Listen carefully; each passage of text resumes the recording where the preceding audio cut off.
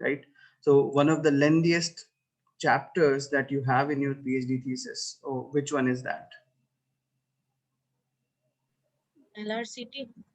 Right? So literature review is the one which is going to make it, which is going to make thesis look like bulky, right? So the idea of thesis that we have in our mind, so the idea says basically that thesis needs to be a bulky, a book like thing there. Though, do you know what is the shortest thesis that is available as on date? The shortest thesis in terms of number of pages? Anyone? No? So every time you think of thesis, right? So it is basically the voluminous book that you will think of, right? So, but in reality, there are few people who have got their PhD thesis for just submitting their work in less than 40 pages up there, right? So we all would be pretty happy and glad if that was possible, right? But it may not happen, and again we may not be we may be, but we may not be that kind of people as well, right? So John Nash, I believe everyone would have heard of him. So he has his PhD thesis of about 39 pages, right? So again, so coming from mathematics background where a lot of derivations and everything is required, and it used to be a pretty long time ago, right? So the movie Beautiful Mind is based upon his story there as well, right? So whenever we think of literature review, we think of trying to make things a bit bulky over there, right? Now, why do we need to make it bulky? So one reason it is there that like people have got a perception that it needs to be a bulkier volume of work that you do. Now, I have seen few people who have their PhD thesis less than 100 pages as well. And if you look across various IIMs, so you won't find people writing like more than 120 or 150 pages up over there. So that's going to be very rare. And I'm talking about this including all the their work that they have done, right? So they're referencing their introduction and like then couple of acknowledgements, summary, and all those things, right? So it need not be. So idea is that if you are able to achieve the objective that you started with, so that should be sufficient. So number of pages should not count. The number of the things that we are basically going to include, that should not count, as long as we are able to achieve the objective of over there. Okay. Now, you must have gone through one session on systematic literature review, right? Yes. Okay, so any key insights that you have from that session, so that I will differentiate it from that session in this particular class?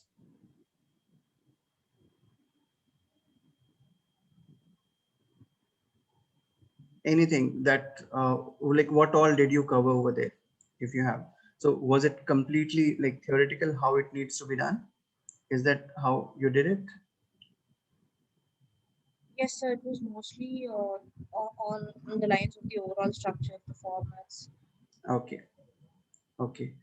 So today is going to be slightly different in that case. So I'll try to help you out with like if I as a scholar have to pursue my PhD thesis, then how would I do it, right? Or how basically I did it, and what things I would like to change if I had to redo it. So all those things I will basically bring in. And now you have got a lot of help from the various tools and techniques which have come in. So we'll try to bring them up as well, right? So before we proceed, so let's understand what is a literature review, right? So anyone who would like to throw in few words, and let's try to make it interactive. You are free to ask questions at any point of time, right? So what is a literature review?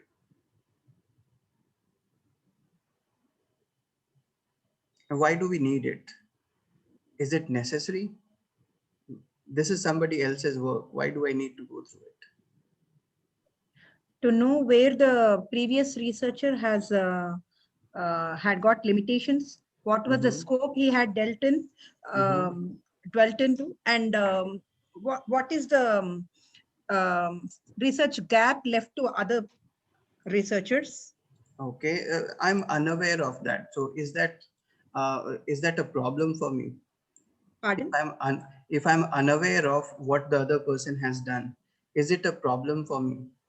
Yes, it might be a redundancy of work. So I should know what is that which is to be extended, Right. or what is a novel thing which I need to implement in for industrial implications and societal implications. Right. So we should not be reinventing the wheel again, which has been already done, right? So that is what ma'am is saying right now, that if someone has already done it, so we will miss out on novelty. And when we are doing PhD thesis, it is not only for our like college or like our nearby institutions up there. So this is something that everyone across the globe will look out for, right? So if they search for those key terms, your thesis would be appearing up over there, and then they would be able to find that if it is making some amount of incremental contribution to the existing literature or not, right? So it needs to have that, and that's why we need to go through what the previous researchers have done, right? Okay, so this is the reason, and Santosh has given us that it is very important to have literature review. So yes, it is, and so to assess, we know on subjects and what to explore. Yes, so it is definitely more than a chapter that you have got, and it is a process as well as it is an outcome. Now, why do we say a process? Because it inculcates the very basic idea with which you started your PhD thesis work, right? You started with the idea, and then you started digging deeper into it, and then you started finding like who did what in this particular domain, right? And let us try to figure out that the moment you go through this entire process, you start identifying the various lacunae that they had, right? So that may be called as the gaps in the literature, right? Then you will also try to figure out that did they give us a scope of doing something, right? So that is a, can I extend something that they have already done?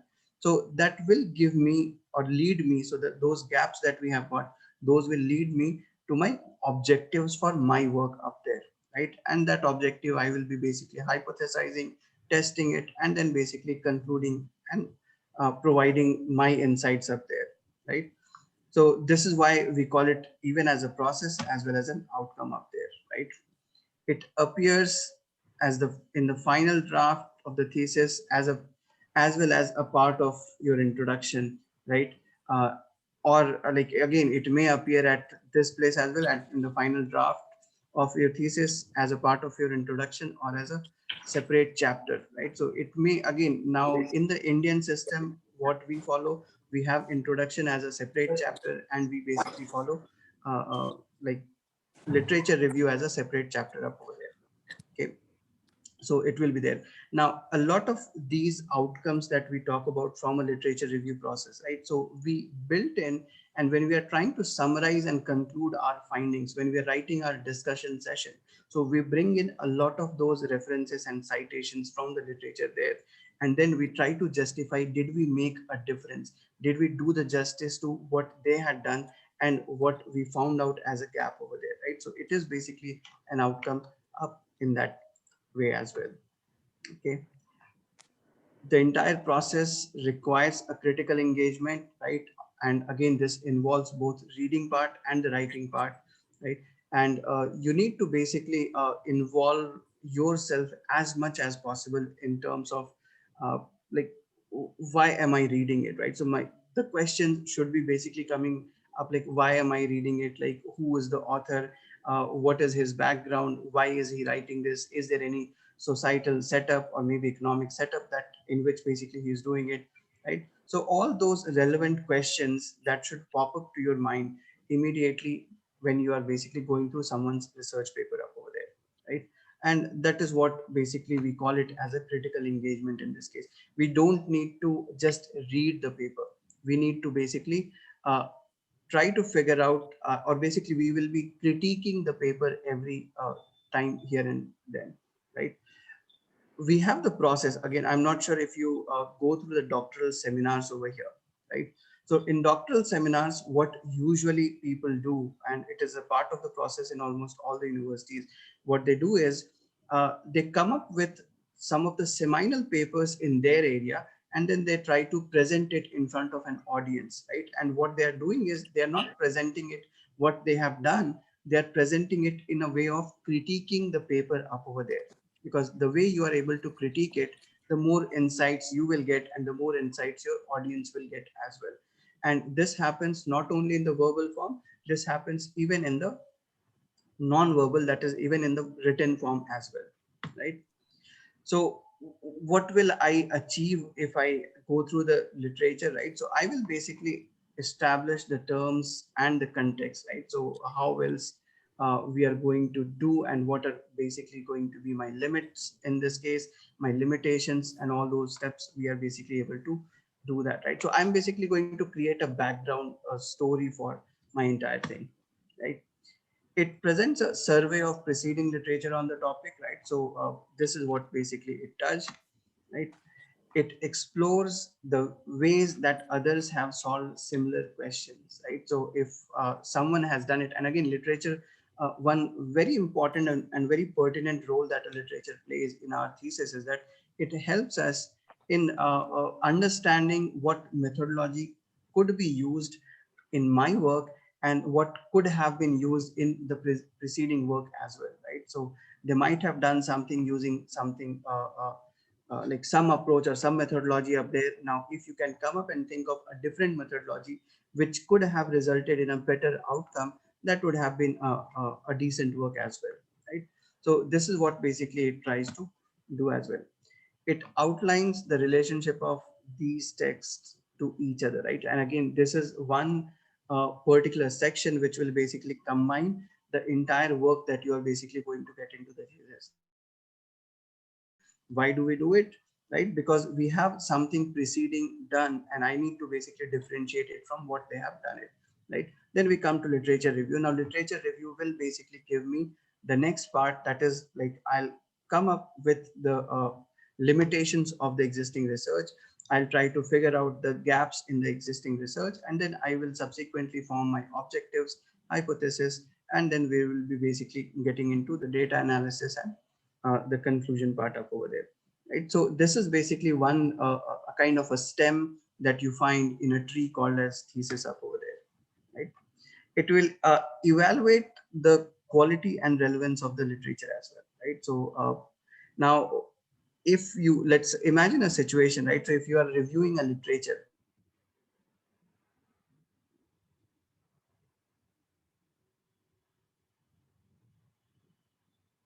published somewhere, do you give it an importance there? Anyone? So your voice broke in between. We couldn't hear the question. Okay, so the question is like when you are doing the literature review, right? So when you are doing it, so do you evaluate or do you basically look for uh, the journal where that particular literature has been published? Do you also focus on that, or do you just if it has been published, that is more than sufficient for me? No, sir. We look for Definitely, Definitely journal, sir. definitely we will see the quality. Seminal papers and journal also.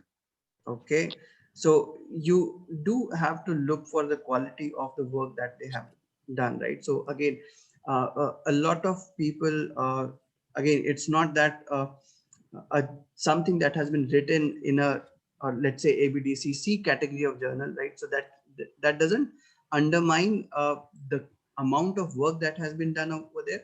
But again, the majority of the perception basically says that like maybe it might have been lacking on the quality side, and therefore we should basically look at some journals which are either in the A star category or in A category or B category up there, right? So primarily whenever we are trying to work on those literature side, or when we are trying to work, yeah, when we are working on the literature review, okay, so there we need to basically focus on the quality of the work as well and the relevance of the literature as well, right? So that is very much important for all of us, right? Then again, so the next subsequent step that we already talked about, so it establishes the gaps or inadequacies. It demonstrates the scholarly rigor that you have done up there, right? So this is what basically literature review brings to your work up there, right? So how in depth that you have gone and how in breadth you have gone, right? So I'm using the term both depth and breadth in this particular scenario, right? Now when we talk about depth, that means that like how backward you have gone to like the work that has been extended in the past, right? So can I basically go and look at something which was published or which was basically worked upon in 1950s, right? So should I basically go and dig deeper till that point of time, right? So that is what we are calling it as a depth. Now in breadth, we'll say that, okay, there are a lot of things which will be basically relevant to a lot of different like a lot of different subject areas. Let's say, for example, when we talk about advertising, right? So advertising is not the pure marketing thing that is basically coming up. So advertising plays a role from the consumer behavior side. Advertising plays a role from the psychological aspect side. It will also play a role from the analytics related side as well, right? So a lot of different aspects of a particular environment will play a role in creating the entire schema of advertising. So if I'm working something on let's say if I'm working on a paper or on a research thesis in the area of advertising, I need to figure out on all those aspects, right? So certain times advertising, and a lot of times most of the advertisements, if those are digital advertisements, they are very short-lived advertisements, right? So was I able to generate the stimulus and the response that I was expecting from my advertisement, right? So this entire stimulus and response system is not completely based upon the content that you created as a part of advertisement. It is based on how the perception part, how the psychology part, how the like what kind of person on the other side, like demographically what kind of person he or she is, and accordingly things will change, right? So I'm basically looking into not only from marketing, I'm looking from the perspective of like consumers, I'm looking at from the perspective of the uh, the behavioral aspect of individuals up over there, right? So I'm looking at from the psychological aspect, right? And again, I'm looking at the biological aspect, right? So stimulus and response systems, right? So how long and how short should be my advertising up over there, right? So all the things we are basically looking at. So we basically look at both the depth side as well as the breadth side of the literature part as well, right? Now we were already doing it, right? So we were already doing these things up over there, that we were reviewing it everything critically, like reviewing the literature. But again, why do we need to work towards the critical thinking in that case, right? So why do we need to imbibe critical thinking up over there? So there are various things that we basically need to look into. We need to critique the paper every time we are basically going to read them, right? So when we say we need to critique the paper, that essentially means that I need to basically look out at the both positive sides of the paper as well as both the negative sides of the paper, right? So if a person has missed out on something, right? So, and again, it's pretty much possible it is a human error, right? It may be the reviewers might have skipped it. Many places, even the quality of the thesis also suffers as well, right? So we may need to look into all those aspects up there. So we look at that from a very critical perspective, right? So does it make sense? Whatever the author has said in the literature, does it make sense, right? So we need to figure out, right? So if he's arguing something in the literature, is it a relevant argument, right? Is it persuasive enough to make me feel and believe the same way that the author is saying? And every time basically you're writing a paper up over there, right? So you are basically playing the game of make and believe. You're trying to, or whatever you're trying to write, you're just trying to ensure that the person starts believing what you have written towards the end of your paper up over there, right? So that is what you're basically trying to do. Now, you will be able to do it only when whatever you are writing is more credible and if it is more reliable up over there. So how do I ensure credibility? I will be able to ensure credibility if I can bring in both the positive sides and the negative sides up over there. Uh, and how do I bring in reliability? So whatever I'm saying, if the person is able to connect to it and if it can be repeatedly uh, perceived by the person in the same format, right? So that will basically bring in the reliability aspect to it, right?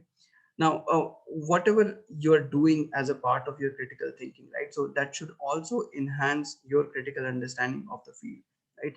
So if someone comes up and then like talks to you about your PhD thesis area, you should be confident enough and say that like, okay, I know it the best and I should be confident while presenting it at any place that okay, I am the best person to basically defend it at any place, right? So there may be questions here and there. Let me go ahead and try to tackle those questions as and when they come. But I am the best person to basically judge this area of work because of my work is in the same domain, right? So that is what we basically need to bring in. Okay. You need to look at the opportunities, you need to look at the trends, you need to look at the similarities and differences as well, right? And by doing all these things, what you are basically trying to do, so you are trying to basically justify to yourself and to the reviewer, right? So to both the people, to yourself and the reviewer, that what am I doing, is it good enough, right? Is it actually worth it, right? So that is what you are basically trying to do it. So critical thinking is basically asking you to take a step back all the time, look at it from a different perspective, and then just try to figure out, like, is it justifiable work from my side, right? So should I basically do it or should I not do it, right? So that is what you are basically doing it at all the aspects. Now once you are done through this, right, so then you will be basically coming back to the gaps that you are basically going to create in your literature up there, right? So this is why it is basically important, or why critical thinking is important up there, right? Another aspect to it, right? So we are in the business of, right, so the moment when I said that we are just trying to make some incremental contribution to the existing literature, right? So all of us might have heard about the Bloom's taxonomy, right? So there, what we are basically trying to cater to is basically we are trying to cater to the higher order level of thinking needs up over there, right? So we are basically trying to create something, right? So we evaluate, right? So we basically uh, what we are basically going to start with is, right, we are going to basically start with analyzing, then evaluating the existing literature, and then based upon that we are going to create something, and that something is going to be pretty much novel up over there, right? So we are catering to the higher order thinking levels up over there, right? And that is why it becomes more important for me, because what I am going to create it up over here, that will become the subsequent level of knowledge for the next generation of people who are going to come up in that domain. It's that's why it basically becomes very much important up there, right? So the same thing has been revised, right, or basically has been presented in a different way. So what we are doing is we are basically doing the creation, and then we are basically creating the base of knowledge. So we started with the knowledge, right? So review of literature, this is what we tried to do, right? We tried to understand it, we tried to basically look into the applications of it, we analyzed it, all the pros and cons that we had, then we started evaluating it from my perspective, right? That is my work or is my idea worth doing this part? And then we basically create the new system or new body of knowledge, or we may basically go ahead and create an incremental contribution to the literature from my side up there, right? And again, that will basically get into the same circular loop at all point of time, right? So this is what we are basically trying to do with the help of literature review up there. Now get into the habit of reading everything critically, right? So what is going to be the aim of the book or the paper that you are reading, right? So you need to basically look into that, right? Is the research aim achieved? Now many a times if you look at some of the papers, they start with something and they end up doing something else, right? Now that basically tells us that the quality of work may not be that good in that case, right? So we just need to critically evaluate that whatever was put across as a part of objective of the paper, then did I basically, or did the person or did the author basically achieve the same in that case, right? So and if they did, then how did they basically do it, right? So that is what I need to do it, and I need to imbibe it thoroughly with each and every paper that I'm basically going to read from now onwards, right? So that is what we are basically supposed to do. Okay. Now, are there any problems with their methodology, right? So we are writing, or we are going to write our own thesis now, right?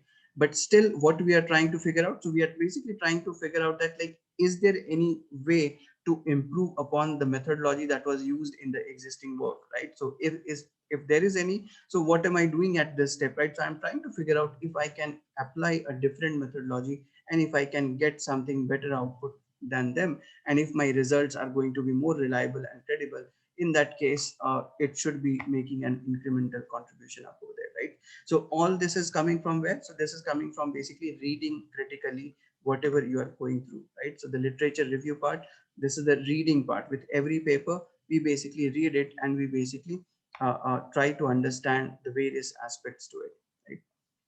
Was it a strong or weak research model, right? How this research will help you in your own research, and what can you take from it, right? So all those things basically it needs to bring in whenever you are basically reading it critically up there. Now you need to basically understand that what are you doing differently up over there. So again, it may sound pretty much theoretical, pretty much boring, but this is what we do. And again, like, even if we don't know about it, still we are basically we may not be individually knowing all these steps up over there, but still we are basically doing exactly the same thing, right? And in case if we are not doing, then this is the time where we basically need to come back, and then we need to basically revise or revisit the steps that we follow while we are trying to work up over there, right? So at every point of time, one question that should always come to your mind is that, like, am I doing something different and am I making a valid contribution, right? Or am I just replicating the work, right? So a replication in a different context can also be an incremental contribution. That is also something that you can do. But an exact replication of the same thing with a different set of work or a different set of people or sample up over there, that may not give a good amount of contribution to the literature, and many people may not find it worthwhile considering it as a PhD work as well, right? So we need to basically understand that yes, whatever we are basically doing, is it worth doing it? Is it making an incremental contribution or not? And if I'm doing it differently, then how differently it is it sufficient enough or substantial enough to basically make any kind of incremental contribution up there? Okay, so this is till the reading part over here. Right now, once we are doing the reading part, simultaneously we also indulge into the writing part as well. Okay, now help me with, like, or if you have any questions till now, so let me know and let us try to discuss about them. Okay, so, and I'll also try to bring in like my thesis work in front of you, and I'll also try to bring in some of the practical aspects of how these things are basically being done up over there, right? So in the meanwhile, if you have any questions, so do let me know.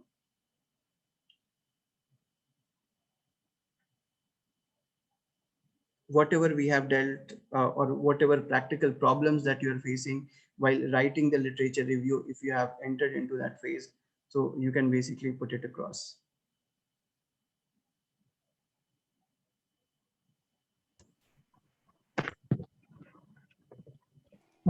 Sir, good afternoon. This is Chaitanya Mm-hmm. from Vizag campus. Mm-hmm. Sir, whenever we write any paper, Mm-hmm. there are certain definitions and a lot of material which we read through.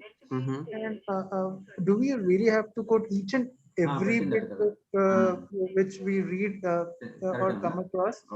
I thought Only 27th first చెప్పినట్టున్నాను important and then code? Okay, no problem. Because whenever I write a paper, it is assimilation of a lot of information which I go through some articles who I don't know who has authored it also. Mm-hmm. Okay. And how do I go about it? It's not like whenever I write some paper, it's not always possible for me to write the source. And how do I go about in that context? Can you please just throw light on that? Sure. So we'll be coming up with a tool for the same. So what you are suggesting is something very interesting and very important up there. So the first part of the problem is, like, do I need to quote all of them, or do I need to basically record all of them? So I need to take a decision at that point of time. Like, is it relevant? Is it contributing to my work, right? Is it either giving me a negative perspective, or is it giving me a positive perspective? If it is making these, or if answer to any of these questions are in yes, then you need to basically record it. Otherwise it may not be relevant for that up there, right? Many a times if you read a particular research paper, so let me try to bring in one. Let's say this is one research paper that I have. Okay, let me bring in.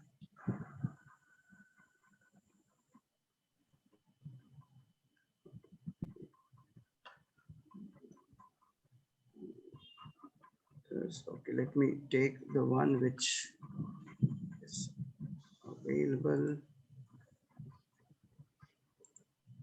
Okay, okay, let's look at. So let me try to get one paper, any one paper up over here. So let me try just one literature review. Okay, this is not the paper.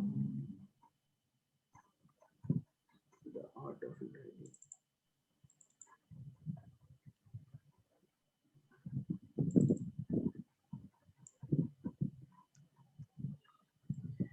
Okay, so now you should be able to see, right? So there are many a times. So what we are looking at this place, right? So there are different authors, right? So there are basically two papers up over here who are basically doing exactly the same thing, right? Or maybe not doing exactly the same thing, because if it was exactly the same, it would not have published. But somehow they are basically contributing and basically stating the exactly same, or like maybe something in the similar direction, right?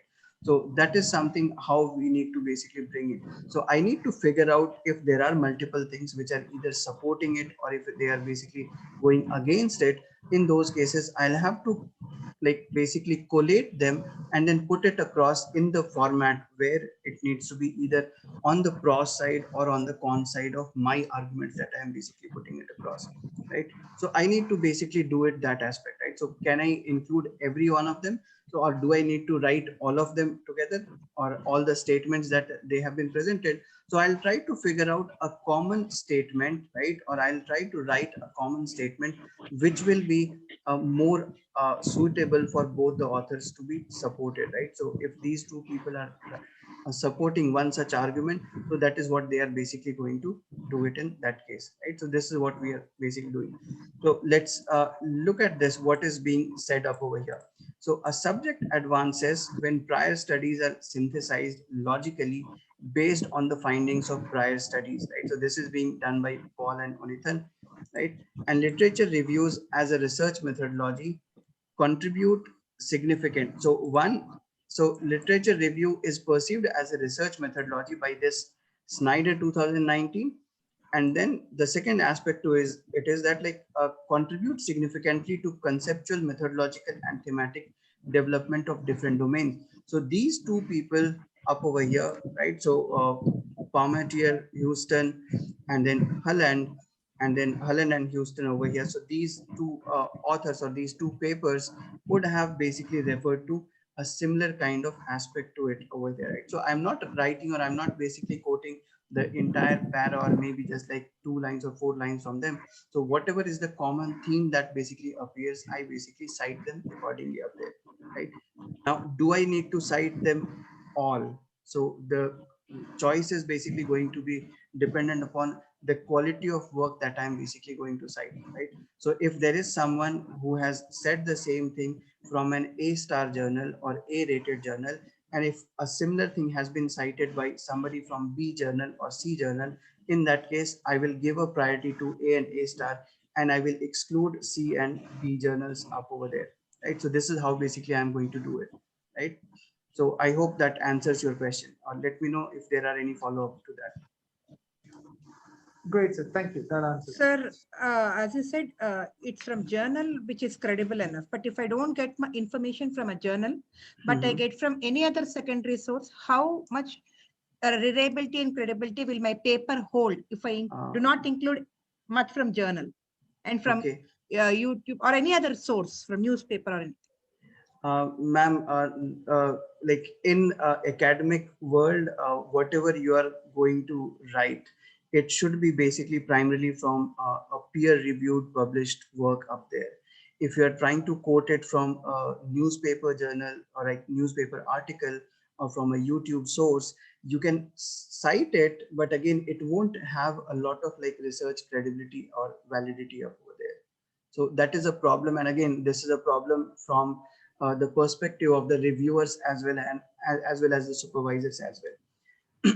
Now, one place where this problem can be resolved is the place where we basically get into the experimental research design, right? So I do not have a sufficient amount of literature which basically is in my domain, right? So what do I do in that case? So I can basically get into a case study based research, or I can get into an experimental design, where that will basically give me a unique kind of setting to basically support it. And there will be various stages involved to ensure credibility and reliability of my findings up there.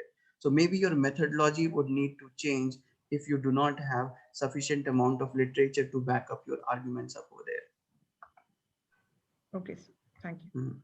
But there be some facts that where we get the latest update in these newspapers only. So in that Right. case, we can't skip them, right? You can put it them as a part of your introduction, and like some, like for example, let's say this one, let me see what I have put it in introduction over here. Now there must be some information, right? So now usually do not put it across, so that is the problem. And that is how like we have been taught, we will usually not include any of such kind of works up over there. So let me go ahead and try to figure out one more paper up over here.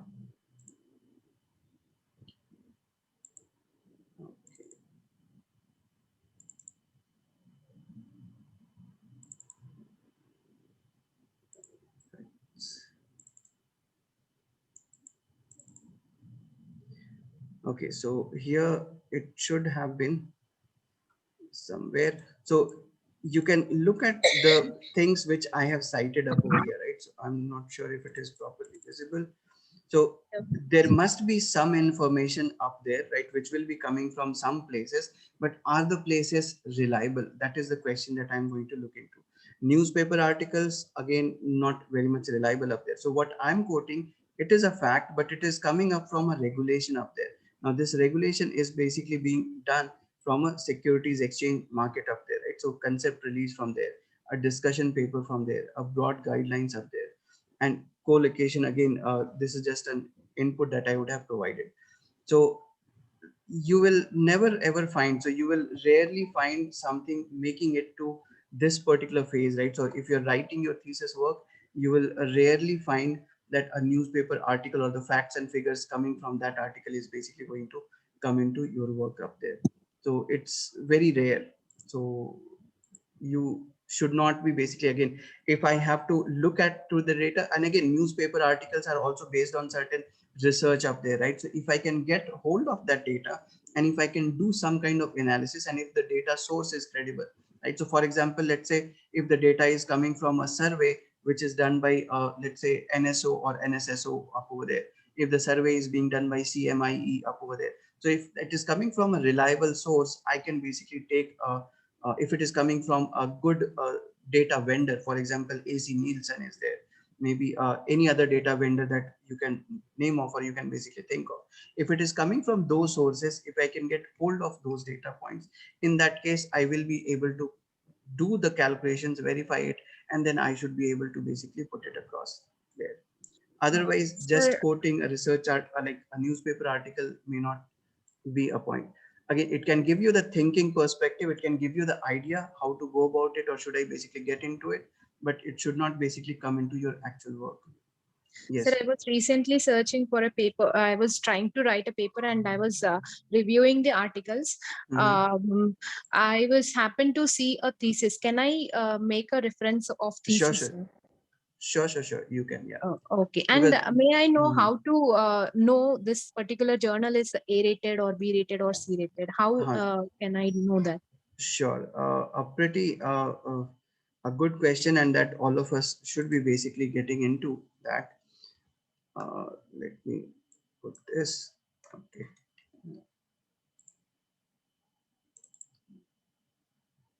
Okay, so this is a link that like, again, these are some of the things which I have bookmarked. So this is an ABDC journal quality list that you have, right? So they have an entire list up over there, so you can export the entire list. That is also possible. And another way to do is just search for the journal name itself over here, right? So let's say if I'm looking at journals of let's say managerial We are decision. not able to see. We are only seeing the PPT version right now. Okay, you're not able to see. It should have No, shown no, you sir. the We are able to see. We are able to see, sir. PPT. Okay. Okay. So I have shared the entire screen, so you should be able to see it. So this is managerial and decision economics. That is what I might have searched sometime, so it would have come up over here. So I will just go ahead and hit enter, and it will provide you the details of that particular journal. It is basically, the publisher is basically from Wiley. This is the field of research up over there. This is the ISSN, and this is the rating B journal up over there. Now the whole list that you exported from here, this is the ABDC list up over here, and it changes every 3 years. Like it used to change every 5 years, but now it is going to change bit frequently. So this is where you will be able to find all the journals up over there, right? So you can categorize them as per their ratings. If I need to look into, I'll create a filter. I will look out for all the journals up there which are A and A star. I can do that, and I will be able to find those journals up there. So this is what, so if I'm looking for a specific term, let's say that if my area of research is in consumer behavior, right? So let me go ahead and search for it. Is there anything which is basically coming from the consumer side? So you can find that there are a lot of consumer behavior related thing there, but this is not the way when, so this is the first step of finding a journal and the quality of journal. That's it. So once you find the journal up there, then you need to basically look at it. Is your scope of work matching with the journal scope up there, right? So let's say if this is one such journal that we have, right? All those journals are basically also going to provide their scope of work that they basically get into. Okay, so let's say, okay,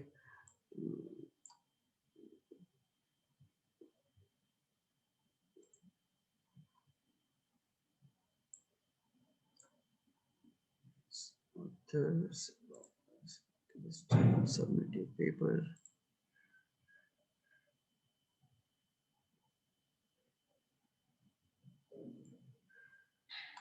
Okay, so it usually provides, so a lot of good journals do provide their scope of work, right? So what are they basically being done? Yeah, so full aim and scope, right? So this is what the term that I was looking for. So what it is basically doing, so questions are going to raise, right? So the mission of this journal is to lead the new orientation of research in comparative economics, right? So the few keywords that you will find up there, right? So comparative economics, something, the transition from socialism to capitalism up over there, right? So if my work is in a similar line, right, so I should be able to find something there. Economic development, so is it basically like my work, is it related to the same? The questions raised along these new orientations include what institutions are critical for successful growth, how should institutions be measured, right? So all these things are basically going to provide you a kind of a guideline that is it or is my work basically matching to the scope of that particular journal up there, right? So this is what basically we look into. Right. Now, you can look at a few other ways to figure out if it is a good journal. And again, be aware of these impact factors being provided by a lot of like local journal articles up over there or local journals up there. They will quote that it has got a high impact factor of 7 point some change, right? So, but that is not a way to basically get into that. You need to always adhere to couple of uh, like rankings up there. So one such ranking is basically your ABDC journal quality list ranking up there, right? So you need to look into that specific list up there. Okay, so this is one. There is another one that you have got. So I have compiled a source for you guys. So you need to basically look at these FT50 journals up there. So these are the 50 you should look into, and this will basically cover almost all the domains of your research area, right? Somewhere directly or indirectly, it is basically going to cover, and you need to basically look into their work for last like couple of years, what has been published over there, right? So if I'm basically working in finance, then I will be looking for Journal of Finance up over there. I'll be looking for JFQA, Journal of Financial and Quantitative Analysis, Journal of Financial Economics. So what work they have been doing in last couple of years up over there. And if that I'm able to figure out, in that case, that basically will help me in uh, Okay, yeah, I'll be sharing the document. Yep. Now, I just prepared it for you guys itself, so I'll be sharing the document with you guys.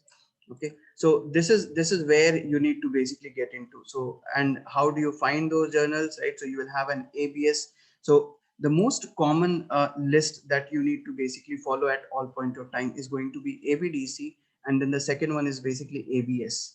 So these are the two which you should follow, and the third one which now we are basically following, or which we are trying to ensure a minimum standard guidelines, that is basically a Scopus list up over there, right? So that is what you can do. Now if you are not aware of how do we get Scopus up over there, so okay, so this is the link that we basically use for Scopus. uh, that again, you can get the entire Scopus list up over there as well, right? So you can basically use this link to get that list. I have not included in this document because I thought people would be aware of, so I'm just putting it over here for Scopus as well. Okay, ABDC also I might not have put, so I copy paste.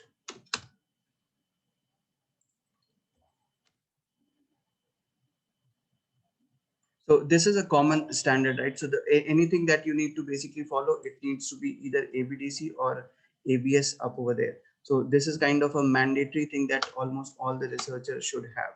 So anything below this, if you are getting into, so again, the credibility of your work may basically get questioned up there.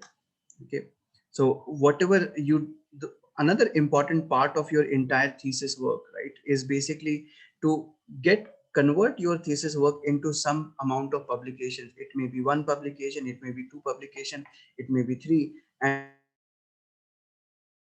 you will have a mandatory publication requirement of at least a minimum of one publication from your thesis area up there, right? So you need to convert it into a publication up there, right? So you will be able to convert it into a publication only if you know whatever recent works are basically being done, and the works which are being done by the latest and the top category journals up over there, right?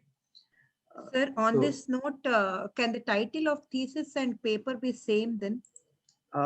usually title of the thesis is more descriptive and more precise, and it does not need to be catchy. But when you are trying to publish in a journal, you want the title to look a bit attractive to the editor up over there. So usually you will try to differ, but again, it can remain the same. There is no hard and fast rule on the same. It can remain the same. And as long as your work, and it is both of these are basically your work, it is absolutely fine. Okay, thank you. Yeah, yeah. Okay.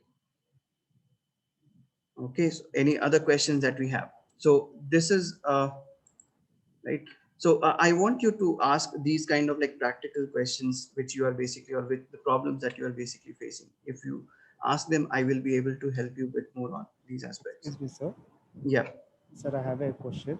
Mm-hmm. So after reviewing the literature, how to identify the research gaps, sir? Okay, good question. So what I'll do is, let me see. Yeah. So this is my thesis, which is up there on Shodh Ganga. So everyone might be aware of this Shodh Ganga. So Shodh Ganga is a public repository mandated by UGC that your thesis needs to be up over here. So if anyone basically wants to refer to my thesis, he can go to this particular link and he can basically look into that over there. Okay, so let me get to the chat. I'll share the link with you guys. Okay, so you can basically go and look into that. Now the chapter number 2 that we have, so this is basically the literature review chapter that I have got, and again, it's not a very long chapter in my case. It is just 25-page chapter up there in that case. So how do I start writing a literature review? So one way, I'm giving a brief introduction about what I'm basically trying to do in this case, right?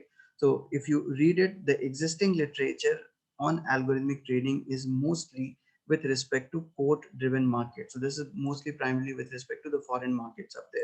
There is a lack of evidence. So I'm trying to bring in some information, or basically giving an introduction up over there. And now this introduction is very much inspired by the introduction chapter that we had, right? So it does that.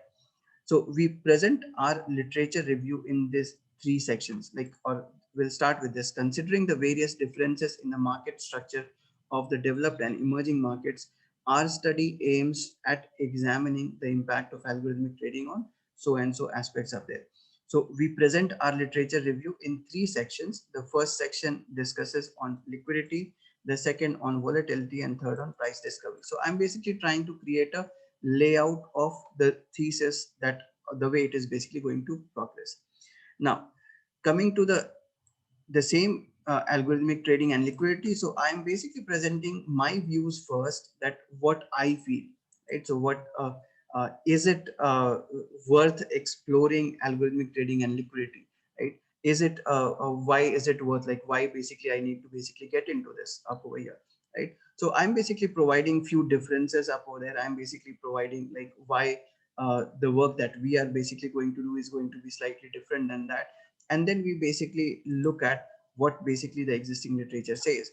Now, how we are basically looking at the existing literature, so I'm basically, there are going to be two parts of this existing literature up there. So one, I'm basically going to describe what they have done, right? So you can see that this is basically, they were the first to examine the impact of algorithmic trading. So I'm basically describing what they have done.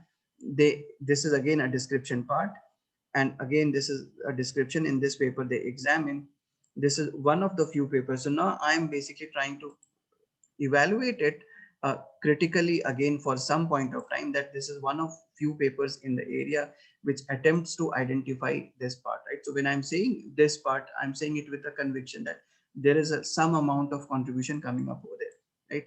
They use this measure and this is how it has been done, right? And then I basically provide some more information up there.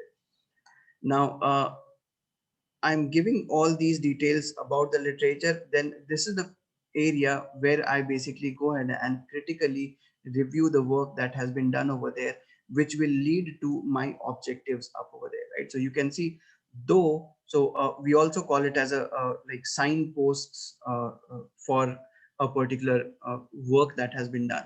So it is basically, though the study is seminal because it was the first paper that basically came up in that domain, right? With respect to algorithmic trading and examine the impact of algorithmic trading for the first time, it has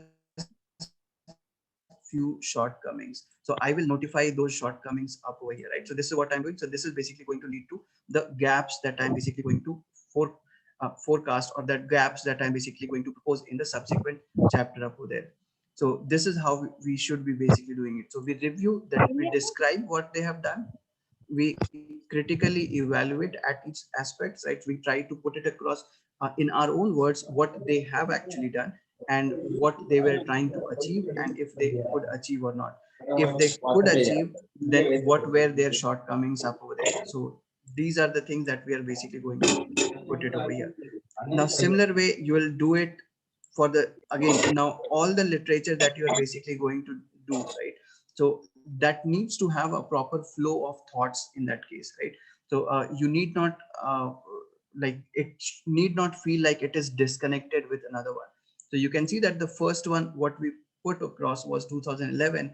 Now I'm basically saying that similar to his work, right, there is another person who has done, and he has done it with respect to a different market up over there. So the previous one was with respect to US market, now this is with respect to the German market up there, right? Then again I describe some of the things, right, and I basically try to put across in as simple work as there. And then again I start criticizing the paper, that again, and believe me, if you don't criticize their paper, nobody is going to like put a worth or put a value to your work. In that case you need to figure out in a more critical way up over there, right?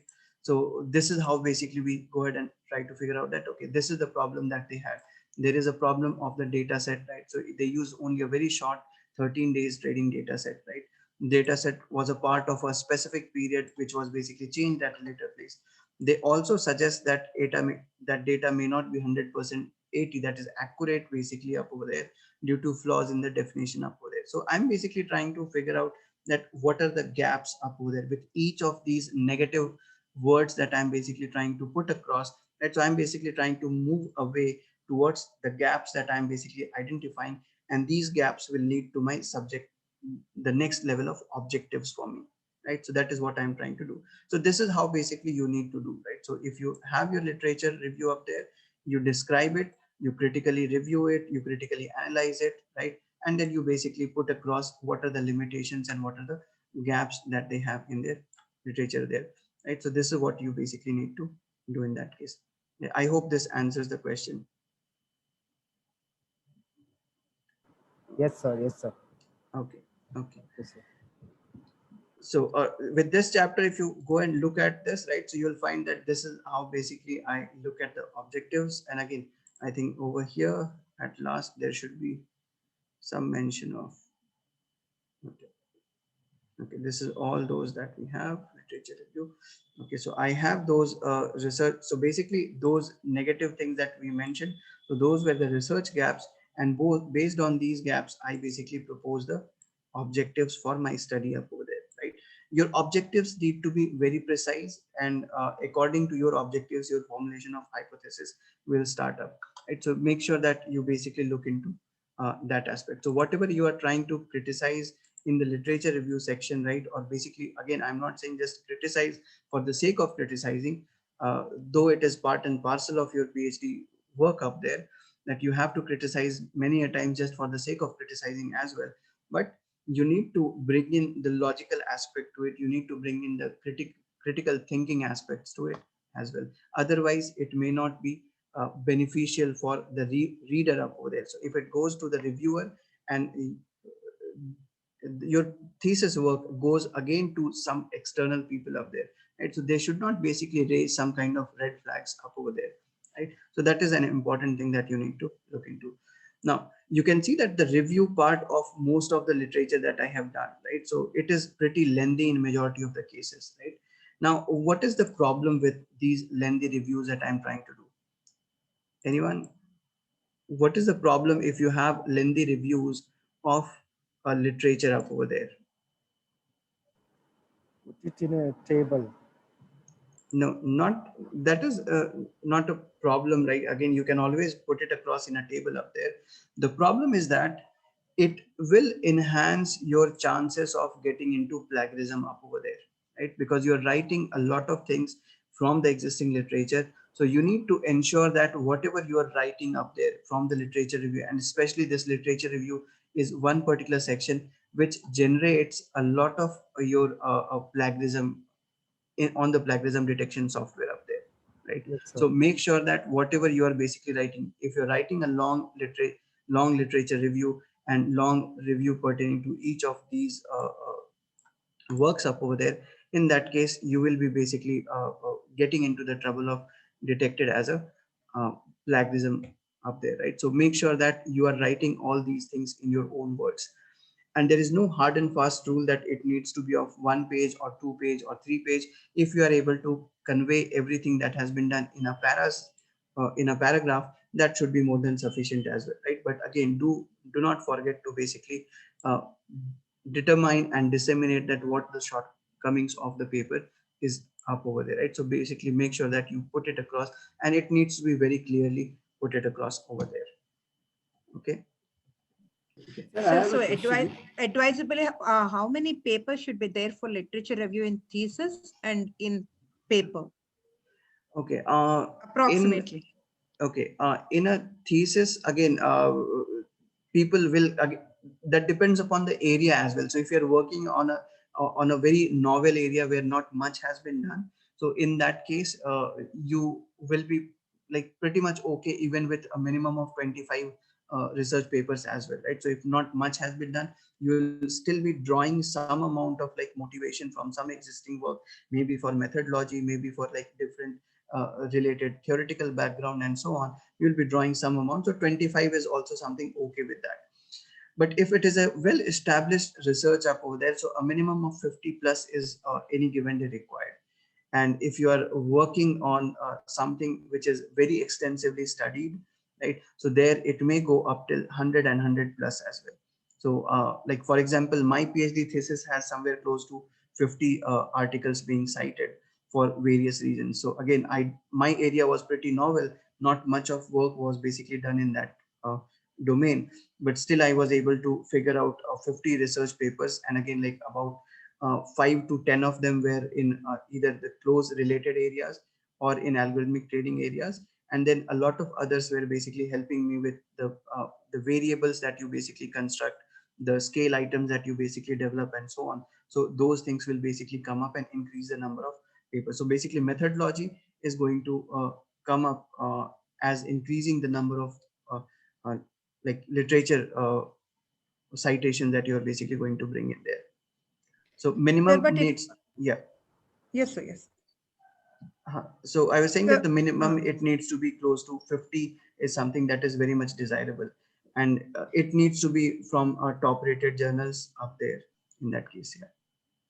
So what but in if it case is a of review paper, yes, yes, go ma'am. ahead. Yes, please, ma'am. Yeah, thanks. Yeah, ma'am. Sir, Yeah. but if it is a review paper, how many, what is the suggested number of pages for literature? Because we don't have much of methodology there. So how Yes. many papers? So a review again, how extensively you want to go, and like if is there a specific way to basically, can I basically go ahead and categorize them, and basically if I can figure out some commonality between certain of the research papers so that I can basically remove them up there. So if that is a possibility, then you can basically remove some of those papers up there. Otherwise, in terms of number of pages, no restriction. It needs to be lengthy, that is for sure, because it is basically review of literature. But and again, coming for how many number of papers that I need to basically do a literature review of, so it needs to be a minimum of 100 plus in that case, because it is a pure review of literature work in that case. So it needs to be a minimum 100 plus. Thank you, sir. Thank you, Vijay. Yeah. Sir, I have a question. I mean, not it's Yeah. not a question, just for clarification. So Mm-hmm. while writing review papers under literature review section, Mm-hmm. so you need to say it need not to be in the same words. We can reframe, rephrase the context of the particular literature review, right, sir? No, whatever they have communicated, right? So they would have communicated a thought and an idea over there, right? So if you are quoting them as it is, right, so that needs to be there as per the citation rules that you have. And again, it needs to be again, if you are quoting them directly, then it needs to be presented in double quotes and their citation up there. Now if you're presenting their argument in your own words, still the citation is required, but you are basically trying to interpret their work in your own work in that case, right? So the two things, either citing them directly or trying to interpret what they have actually done. So these are the two different things that we basically do whenever we are trying to review a literature up over there, right? So are we quoting what they have done, or are we trying to figure out a way to support my argument with the help of their work up over there? So whenever I'm trying to support my argument with their work, so it needs to be basically written in my own words up over there. And when I'm saying my own words, it doesn't mean at all that we need to paraphrase what they have done there. It should not be done. That is absolutely wrong way of working on it.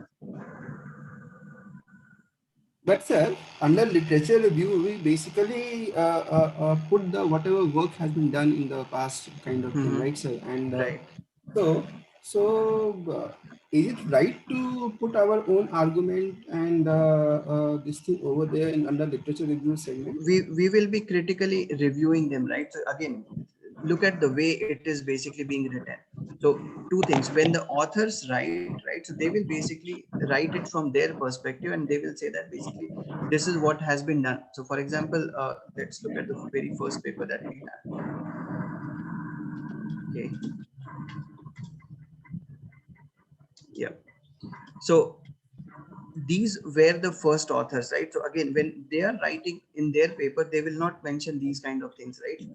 They examine causality. So these are my own words which I have said, right? So they suggest that this has grown rapidly since mid 1990s. So these are my words. So again, they would have mentioned somewhere that maybe the paper would have basically, or maybe the algorithmic trading would have seen a huge spike in terms of acceptance in their market since mid 1990s up there. So they would have put it across, but it would have been in a slightly different format or in a slightly different way up over there, right? So I'm basically trying to convert whatever they have done over there. I'm trying to figure out what is important work that they have done, and that needs to be put across in my own words up there, right?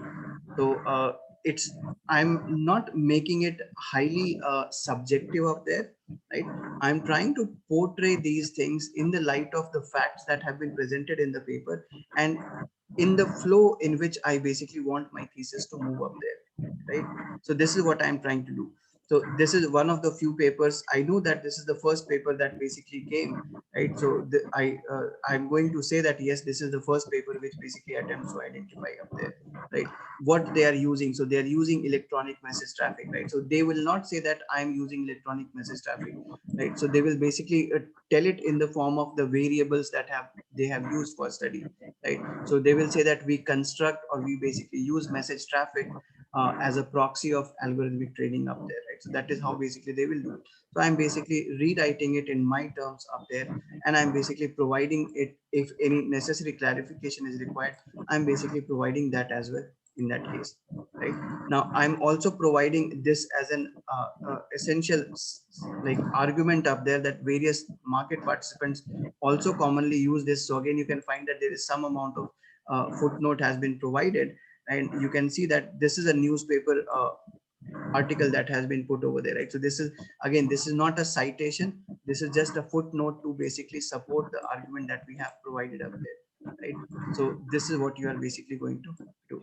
The message include, so what kind of messages they will not give, or if you see the any paper, right? So the entire paper would have basically ended in 25 pages up there, or maybe like even less than that, 25 pages up there as well, right?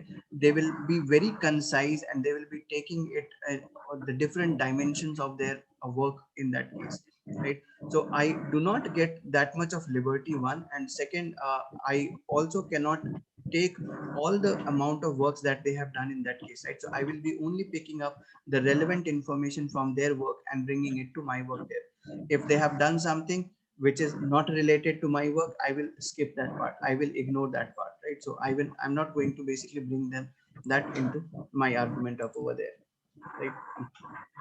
Right. Thank you, sir. Yeah. Okay. Sir, then what are the key important points need to be considered at the time of review of literature? Okay. So key important points that you need to basically look into, one, the quality of work that has been done, and how do we identify. So the way to identify is that where it is listed or what category of publication it is. So that is one that we need to look at, right? Second is that the paper itself, and again you will find it very common that most of the papers who are basically published in a good journal, the citations that they will have in their work, right? So that citation will be also from a very high quality work. So you will not find that a good journal which is there in published in a category journal, they are going to pick up and something put across from a C category journal up there, right? So that is almost close to never going to happen in that case. So they will try to figure out those journals only which is basically going to come from that category of, like that category where they are basically aiming to publish up there. So that is the second thing. Another thing that you need to basically look into is that, like, focus on what they have achieved, right? So what their objective was, what they achieved, and what was the methodology behind it, right? So the three things need to be very clearly put across, that what was their objective, right? So what they were trying to achieve in that, right? So this is what we were looking at, right? So is the research aim achieved up there, right? So, and what methodology that did they put across, and what was their final finding. So these are the three things that needs to come from the existing literature review to your like basically existing paper to your literature review section up over there. Thank you so much, sir.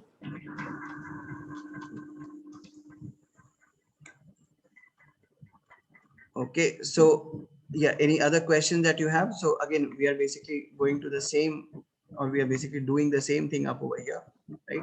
So this is a kind of question that we need to ask, right? So let the kid inside you come out again and ask all those questions up there, right? So why is he saying this, right? So if he's saying that, like, does it actually work? Why does it work that way? How does it work that way? What is that made of, and what's that for, right? And it can be both for ideas as well, and it can be both for the methodology part as well, the variables that they are using, and it can be for all the aspects of the work that has been done over there, right?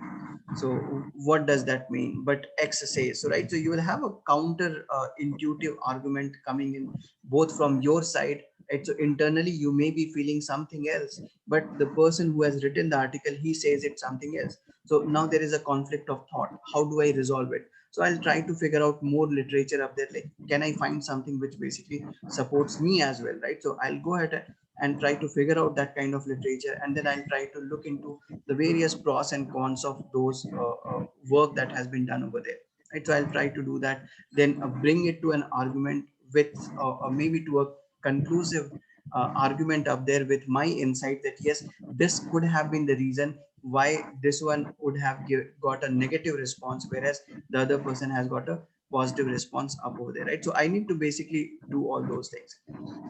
Never ever write a generalizable statement up over there, right? So a lot of us are into the habit of writing something and presenting it in the form of a generalized statement, right? So for example, a very common thing which I basically do it in my corporate finance class, uh, higher risk is equal to higher return, right?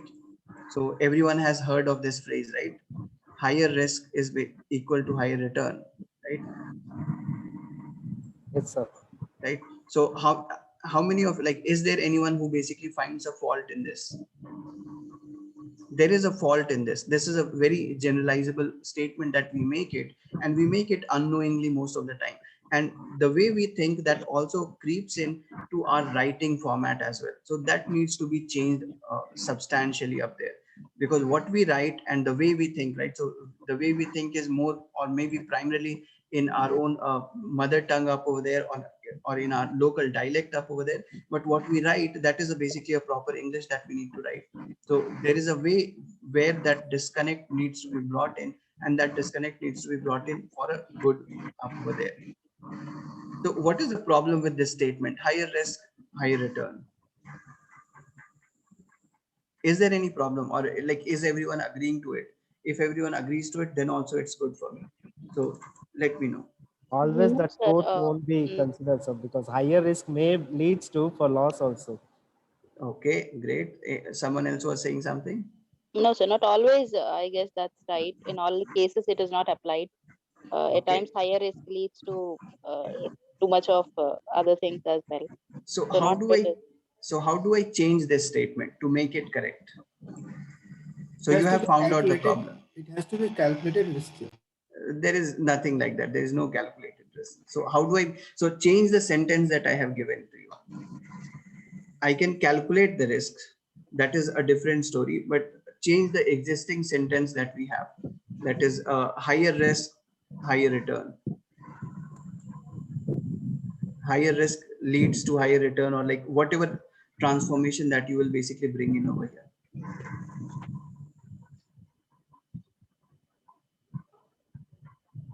Maybe adding some condition to it. Just a minute. Yeah. So what will be that condition? You just need to change that sentence. One sentence, you just have to make it generalizable, but the current form of generalization is not correct, right? So higher risk leads to higher return is absolutely wrong, that all of us agree to it. So how do I make it right in that case?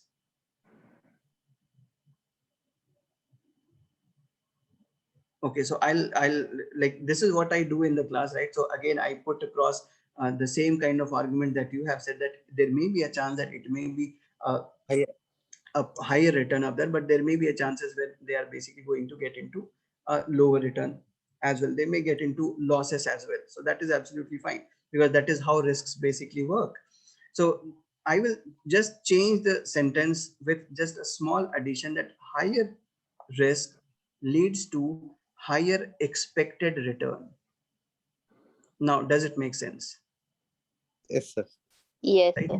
Yes. So there's nothing wrong with this statement up there, right? So now it is completely generalizable. If I'm taking a higher risk, I will definitely expect a higher return. So my expectation is absolutely fine. I can do expect it, and anyone who basically takes up that Which is kind not of certain. risk, he should be basically expecting a higher return up over there. That is what he is supposed to do, right? So this is what we need to do. I'll tell you a very like a small story up there, where me and another colleague of mine was basically working on a research paper. So the job of the next person was basically to come up with a small review of the literature up there. So basically one paper was there and we both agreed that we will write one paragraph of that particular paper summarizing what has been done. Now the person has read the paper and the person has made like 6 or 8 statements up over there. And now every time my question is that who has said that, right? My question is that like, who has said that, like, so the last thing that you are looking over here, right? So says who. So how do I like understand that like this is absolutely true, right? So how you are making a generalizable statement. It may be you might be feeling that way, but I cannot trust your feeling in that case, right? So it needs to be backed by either a literature, maybe a regulation, maybe some kind of insight coming from somewhere. Otherwise that doesn't make sense, right? So I should be avoiding those kind of writings in our work up there. Okay. వచ్చే వారంలో approval వస్తుంది మన first తర్వాత. Okay. అప్పుడైతే మీరు direct గా letter card చూపించి చేయించుకుంటే రూపాయి కూడా పే చేయాలి. Sir, if you can mute yourself, please. Yeah. So anyone, annual health any other thing that we have up ఇచ్చారు, అది మీకు కావాలంటే 129 so you need to ask these questions on a very regular basis to yourself, right? So and this is what will make you learn, and this is what will make you write and speak the correct language for writing your work up there. So please mute, sir. Please. Santosh Patnaik, sir. Okay. Yeah, it is muted. Yeah, it's fine. Okay. Extremely sorry. Not a problem. Not a problem. It's okay. Yeah. Yes. So I hope everyone is getting the gist of what we are trying to say when we say that let the kid in you come out, right? So it is absolutely fine, right? So this is what we should be doing it. We should be asking all the questions, be it right, be it wrong. We should be arguing with the author who has written the paper. We should be arguing with another person who is sitting beside me, who is reading the same paper. And then we should be like comparing what he thinks and what I think over there, right? And based on that, whatever we basically get, that we basically need to do that, right? Now the previous question that we had, right? So how do we basically figure out if it is relevant to my work or not, right? So basically you need to ask these questions, right? So when you're trying to figure out the sources of your literature review, right? So identify the key people in your field, right? So who are the leading thought-provoking leaders in your particular field? So for example, and again, like there may be few marketing gurus who do not have much of academic literature up over there, but they might have certain books which would have given a lot of theory and theoretical arguments up over there. Right? Theoretical underpinnings may come from those books as well. So books can also be a part of your literature review as well. So many a times if I find something which is a part of a book up over there, right, and where I'm finding a support from some book, I will take that also into consideration of it, right? So the first thing that you need to look into is that basically find the right people, right? So identify the key people up over there, right? So this is after you have identified your area of work.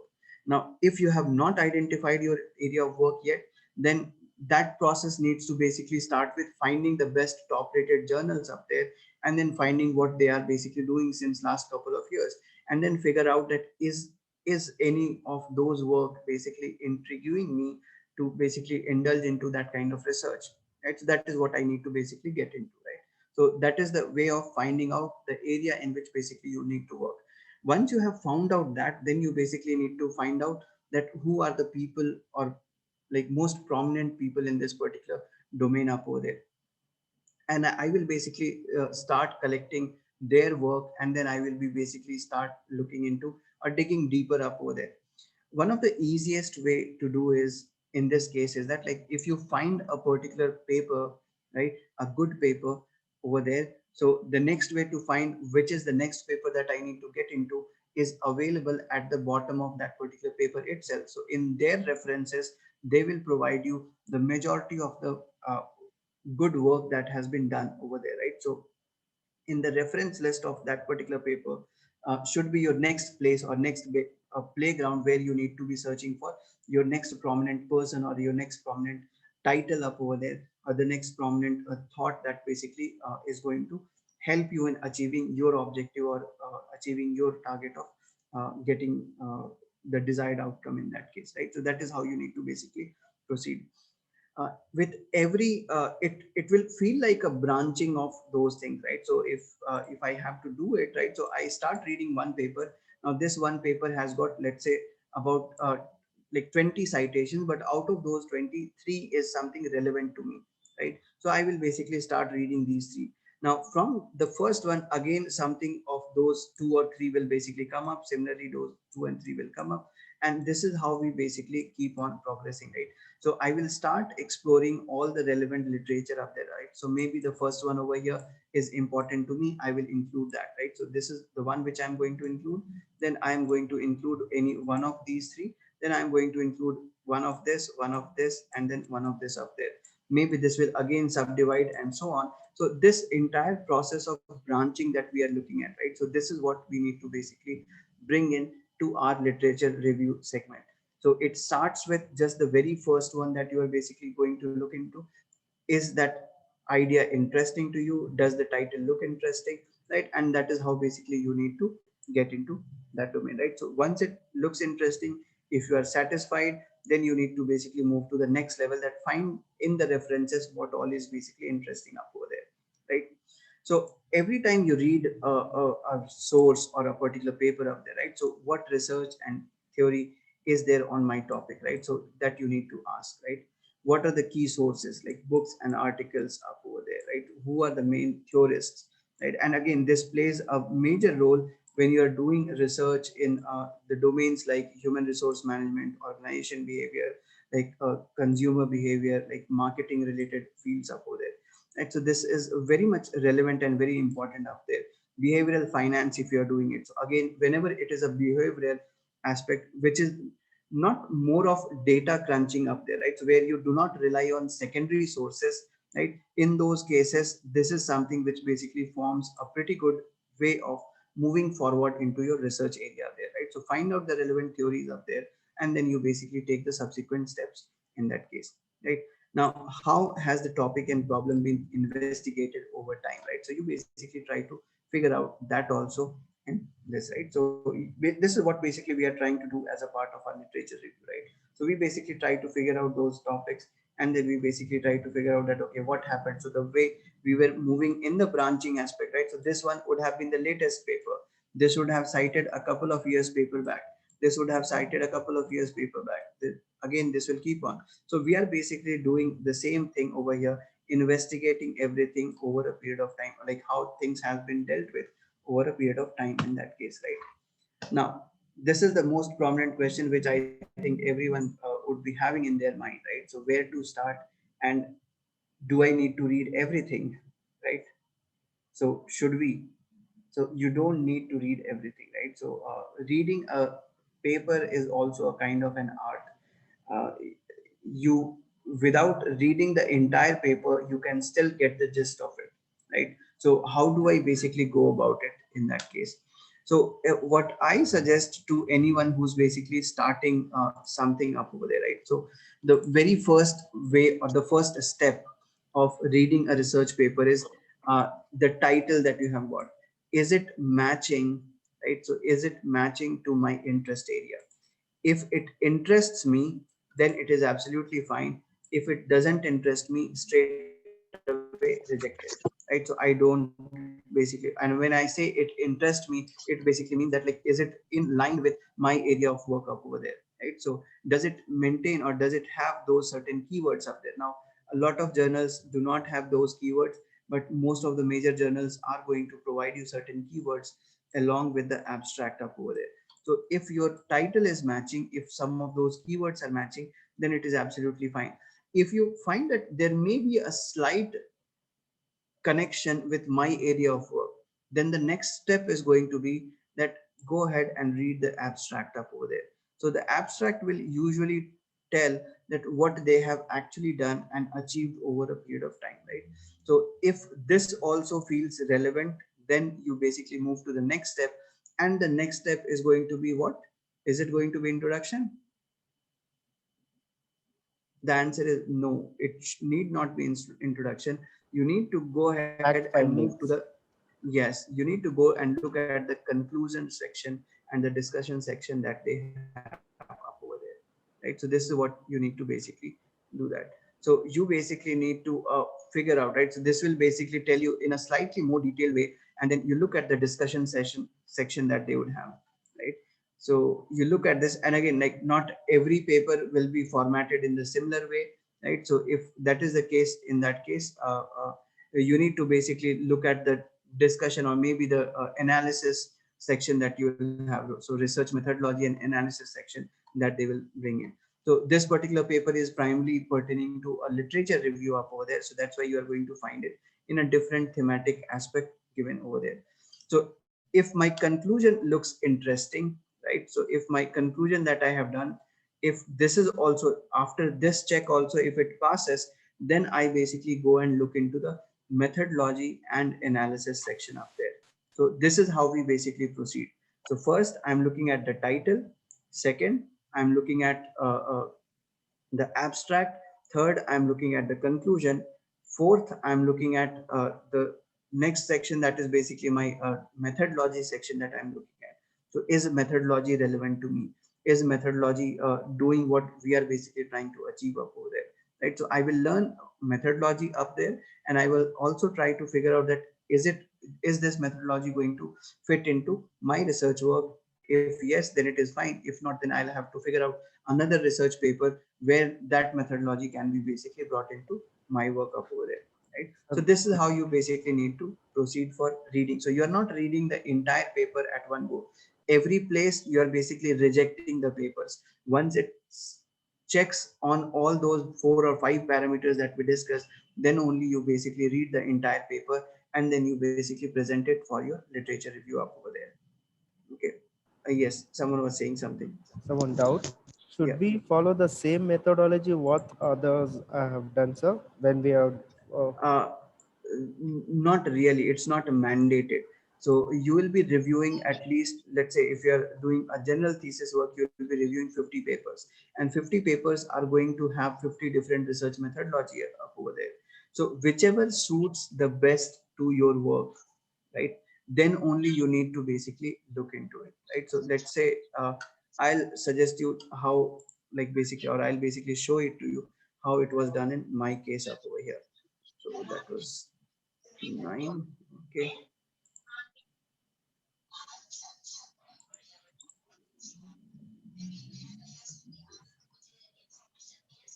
Yeah. So this is the data and research methodology up over there, right? So every measure that I am going to basically include up over here, right? So I'm trying to create a variable up there, right? So trade direction is what I'm trying to create. So there must be a person who would have done it something in that way, right? So I'm basically using that particular person as a reference for that. And this is only for one variable that is being created. Similarly, if there is a liquidity measure that has been created up over there, right? So there are so many different people who have worked it and they have used it up over there. So I'm using all of them. So whatever is relevant to me, right? So all those important variables coming from different literature is going to basically get amalgamated into my work up over there. So similarly, if there is another variable, it is coming from somewhere, right? So I'll basically go ahead and say that we use this measure up there. So you can see that I'm not referring to a single paper for my entire methodology. My methodology has got so many different variables, and all those variables are going to come from some or the other place up over there, right? So this is how basically it needs to be done. So figure out the relevant methodology or a section of the relevant methodology for your work and take it out from there up for your work, right? Or in your thesis or methodology section. Okay. So okay, sir. yeah. Okay. So you don't need to read everything. You cannot, right? Now, another tool that a lot of us nowadays use is basically trying to figure out a basic or a theme out of the entire text that has been put over there, right? So what we can do is, let's say if I have got a paper up over here, right? So let's say if there is one paper coming from somewhere, let's say, okay.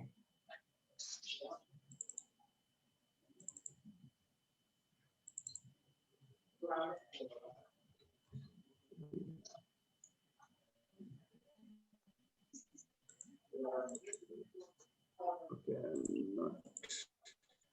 I'm just trying to figure out. Okay, yeah. So this is one paper that I have got, right? So this is a Bitcoins paper. So I'm going to just like open it with Word document, words that have been presented up over there, and I can do it through multiple resources. I can use R coding, I can use a Python program, and so on. But I'll try to choose the easiest of all those options out there, right? So nowadays Word is able to convert your PDF into a Word document straight away, and I will be able to read out those texts immediately from those places. So I'm just going to uh, collect all this information that we have up over here, right? So this is just a very small article up over here. I'm going to copy and paste it. Okay, so online you have got so many different tools available, and word art is one such tool up over there, right? So this is with respect to my work up over there, so I'll show how basically it works. So I'm going to import the values which are there, right? So I'm going to click on this particular import option. What do you want to import? Do you want to import it from Word, or do you want to import it from web? So I'm basically importing from text up over there. So I'll copy and paste it. So I converted the PDF document into a Word. I copied and pasted it up over here, and I'm basically remove the common word, like for example all the articles and a and the v, right? So all those things basically need to be removed. Numbers will not basically give me the themes up over there, so I'm going to remove those themes as well. Then I will go ahead and import the words, and the moment I import the words, I will be able to find those values up over here.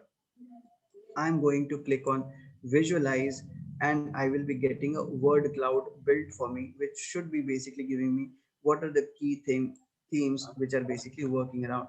And you can see that this is very much pretty much summarizes what this particular paper was around, right? Now a lot of people do it with the help of like Python, they do it with the help of like Tableau, they will do it with the help of like SAS programming up over there, right? So with the help of R programming, I can do it in all the ways, right? But I don't want you to learn a specific program just for doing this particular purpose.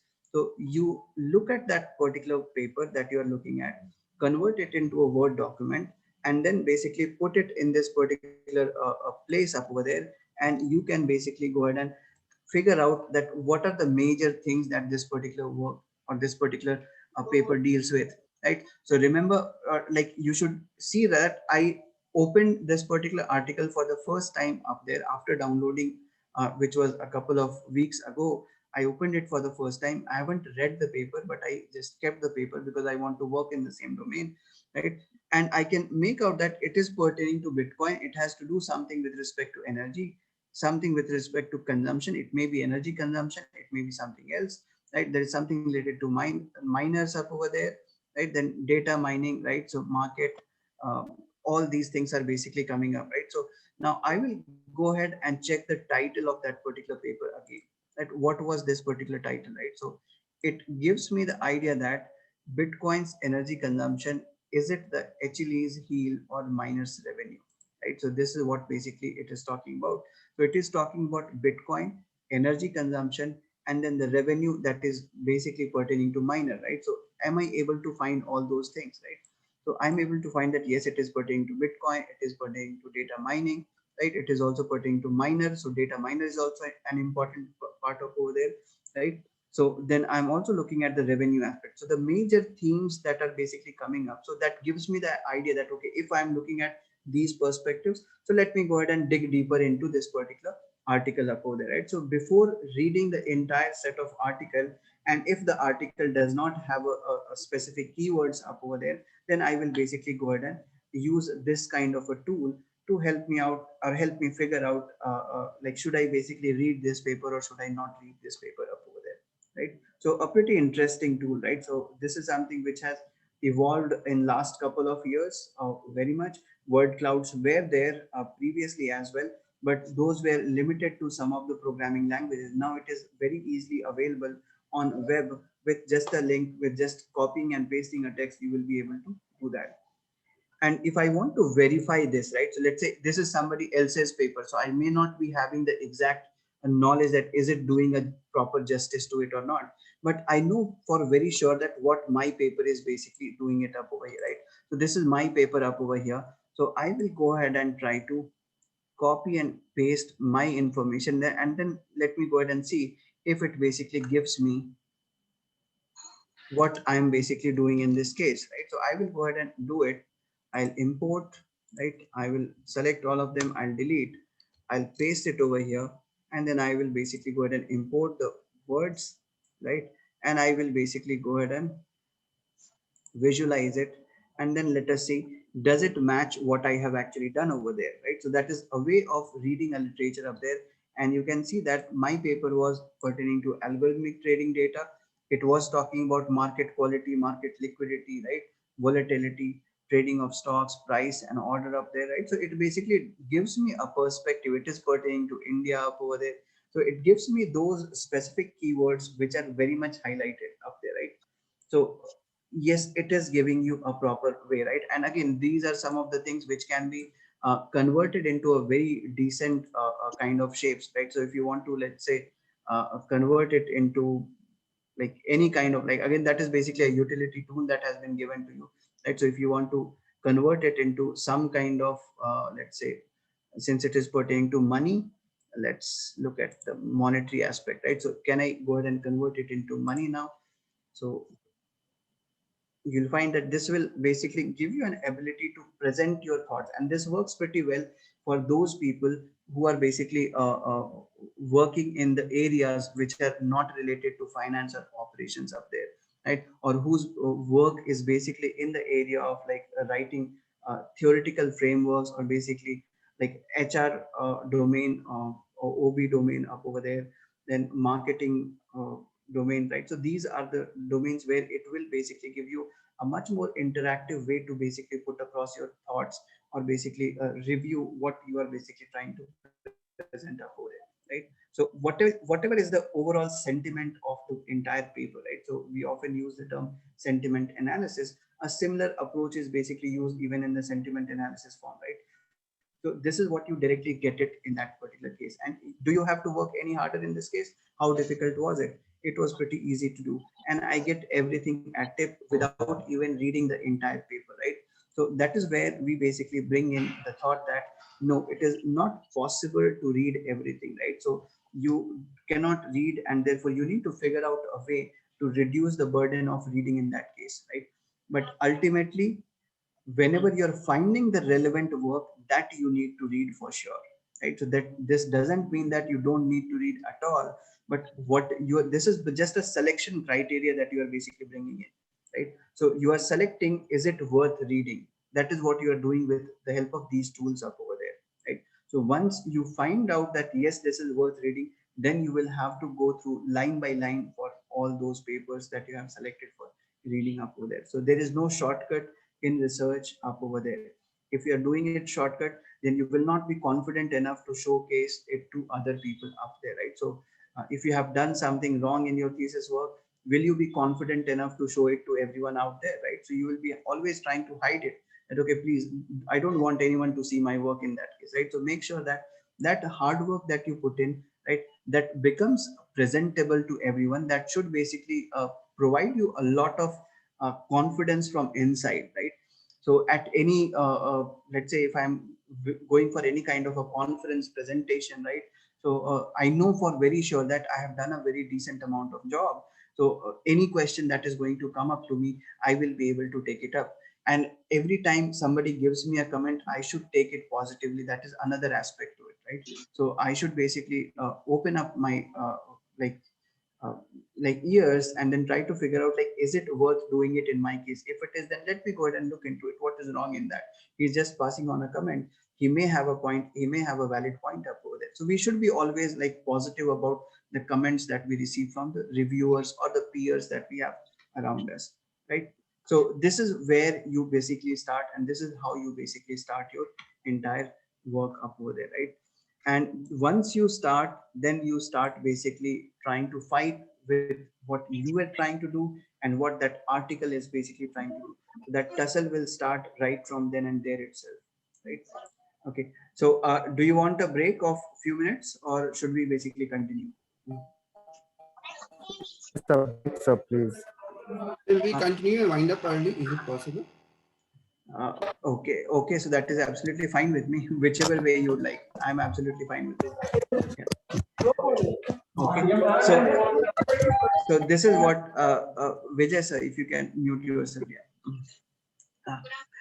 Uh, so this is what you need to be doing. So once you have selected your topic, right? So what you need to do next, right? So you need to start arguing with the author.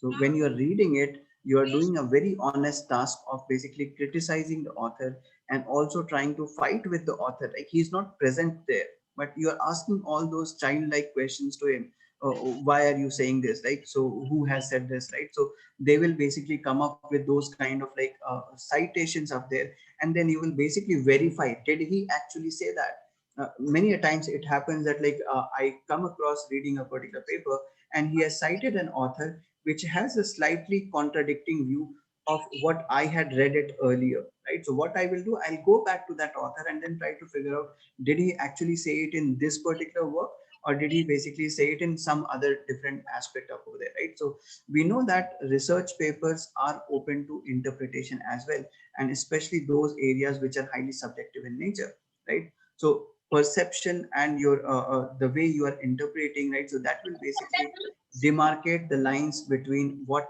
the author has written and what your thought process is, right? So you need to basically come up, and then you need to constantly have that kind of tussle in order to basically bring out the best for you, right? So in order to bring out the clear definition of your problem, clear understanding of how the literature has shaped up over a period of time, right? And what kind of methodologies that have been used and what kind of assumptions. Now, most of the methodologies that people are going to use, these are, again, if it is statistical based methodology, then it is definitely bound to have certain amount of limitations and certain amount of constraints. We know that entire statistics is lying on various assumptions up there, right? So we assume that the data is normally distributed. Is it normally distributed? Was it normally distributed? So we need to constantly ask these questions. If it is not normally distributed, so can we do some kind of transformation to make it normally distributed? So these are the things that we need to constantly look at. So we will be basically looking out at the methodological assumptions that they have taken, any approaches that they have taken up over there. So all these things that need to be brought in. There may be one particular author which is basically supporting whatever I'm thinking, and then there is another author which is basically going completely against my thought process, right? We know that there are going to be two separate school of thoughts, and that is completely possible. And I'm just saying too, in reality, if you'll find, if you're sitting around with five different people on the same topic, or like if you just ask them to describe something up over there, right? So everyone will come up and then say something different about that particular article which is in front of you, though it is the same article present over there.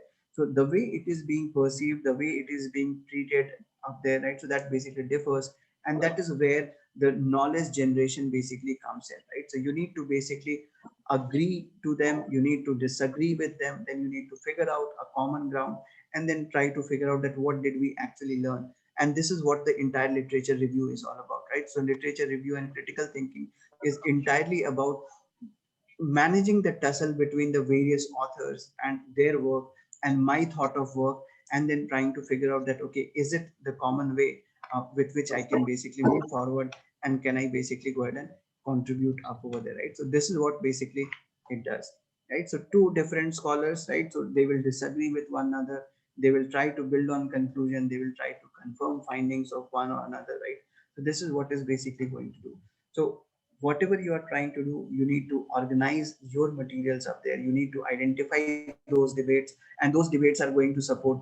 I'll tell you honestly, there are a few places where I have used one author in a positive way, and then there are a few places where I have used the same author in a negative way as well, right? So what I have done, so I have got my selective bias up over there, right? So I'm trying to portray an argument in support of like my work up there.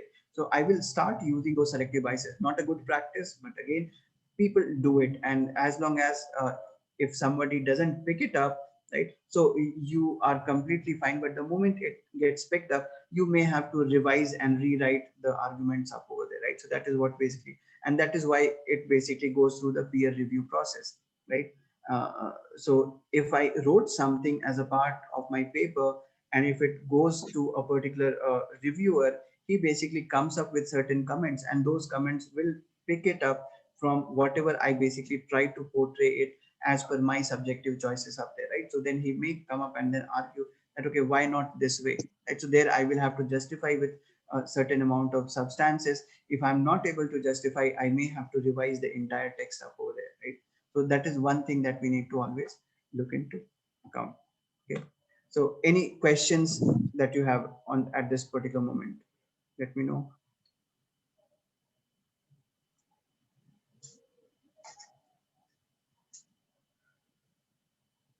Okay, so you have to start thinking critically right from the day one.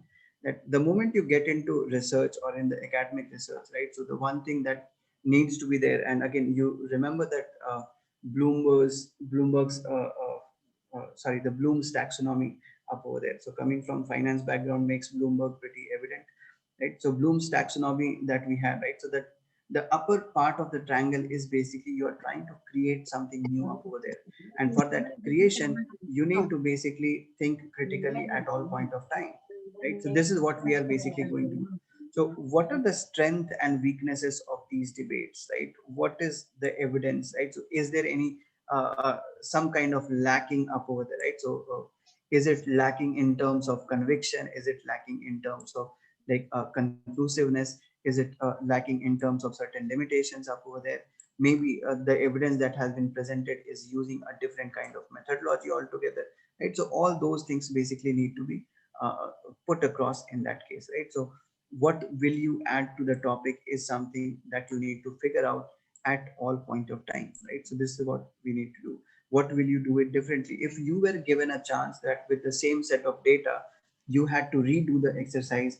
What would you have done it differently, and what you would have added to that particular topic, right? So this is what you need to basically keep doing it at all point of time, right? So this is all that is pertaining to your reading part, and then trying to basically summarizing part up over there, right? Now the story of writing basically comes in, right? So literature review and critical thinking. So you were thinking all the time, but now you have to basically tell the story up there, right? So and that story needs to be very convincing to the person who's reading it, right? So and again, who are the people who are going to read it? One, your immediate supervisor who is going to read it. Then there are going to be couple of like reviewers, internal and external. They are basically going to review it. So you need to basically get them entangled into that particular work, right? So that is what needs to be done. So you need to figure out the prominent topics, relevant topics. You need to read out the prominent literary works in that particular domain, and then accordingly you will have to uh, writing those things up there, right? So start, how do you basically make all these things happen up there? So you start with an overview, and this is, I'm telling you, pertaining to only the literature review segment, but however it works even for almost all the segments up over there, right? uh, okay, so you should be able to do it, right? So you should be able to do it for all the different sections of your thesis up there. You start with an overview, you discuss about the organizing principles, right? So the themes that they have done over there, right? So methodology, chronology, and so on, right? So you basically take these steps up over there, right? So use headings for different sections. So remember that like my work had three different sections. I had got three different objectives. So my literature review had three different sections of literature review supporting each of these objectives up there. The first one, that algorithmic trading and your liquidity up over there. Okay, so if you look at this, right? So this was 2.1, that was algorithmic trading and liquidity. The next one was basically algorithmic trading and volatility. Okay, where do we have? Yeah, so it is algorithmic trading and volatility. Now you can see that the first part has a lot of literature up there, but on volatility, I don't find much of literature up there, right? So it will basically end up pretty soon up over here. And then the last one, that is price discovery, that will also have the least one up over there. This one is not finding a lot of literature up over there, so this will end up even sooner in that case, right?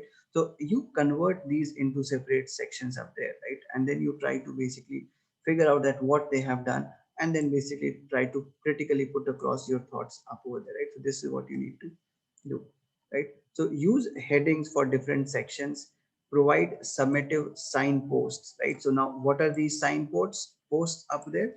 So the way it was written, right? So though, right? This is a signpost up there, right? So the paper examines, but, right? So this is a signpost, like they did this, but there is some problem up over there, right? So that is what we are doing. The shortcomings, right? So these are the signposts up over there, right? The paper attempts to answer some of the questions read by previous literature, but again, so these are the signposts that we are basically calling them, right? So you provide a summative signpost of where your argument is basically leading to. Then summarize your review, highlight the gap, and then basically this gap will be directly related to your objectives that is basically going to come up over there, right? So this is what you need to basically bring in this case. So this is how you start writing it, right? So every time the person reads it, there needs to be a proper connective flow. And again, if I'm reviewing 10 different articles for my literature review, it's not that randomly I'm going to put the, since I read the first one, I'm going to put it the first. No, that need not be done. That needs to be properly streamlined, and the flow of thoughts need to be there. Many a times it may not be directly coming or naturally coming from those papers, but somewhere you'll have to build that story to create those linkages up over there. So that is what you need to bring in, and that is what you need to do, and that is how you need to basically order your review of literature section for you, right? Now, how do you write it for clarity purposes? So these are some of the things that you need to basically look at it, right? So a clear introduction, which should basically give you the overview of topic, aim to review and structure, clear paragraph structure, make sure that subject of your sentence is very clear. Don't assume knowledge. Now, this is a very common mistake that almost all of us do, right? We start assuming things, and then we start writing our own assumptions in our literature review. Remember, one, it is a literature review, and second, whatever we are saying, that needs to be explicit up over there. If it is implicit, I don't care. I don't basically get any information. I don't basically, I cannot basically substantiate that implicit information. Maybe the person was thinking it differently. The way he has chosen to put the words, that is what basically matters. So do not assume any knowledge, or do not assume anything up over there. Make sure that the key terminologies and difficult ideas are always explained thoroughly, right? And ask yourself, does it make sense, right? So this is what we need to do it at all point of time.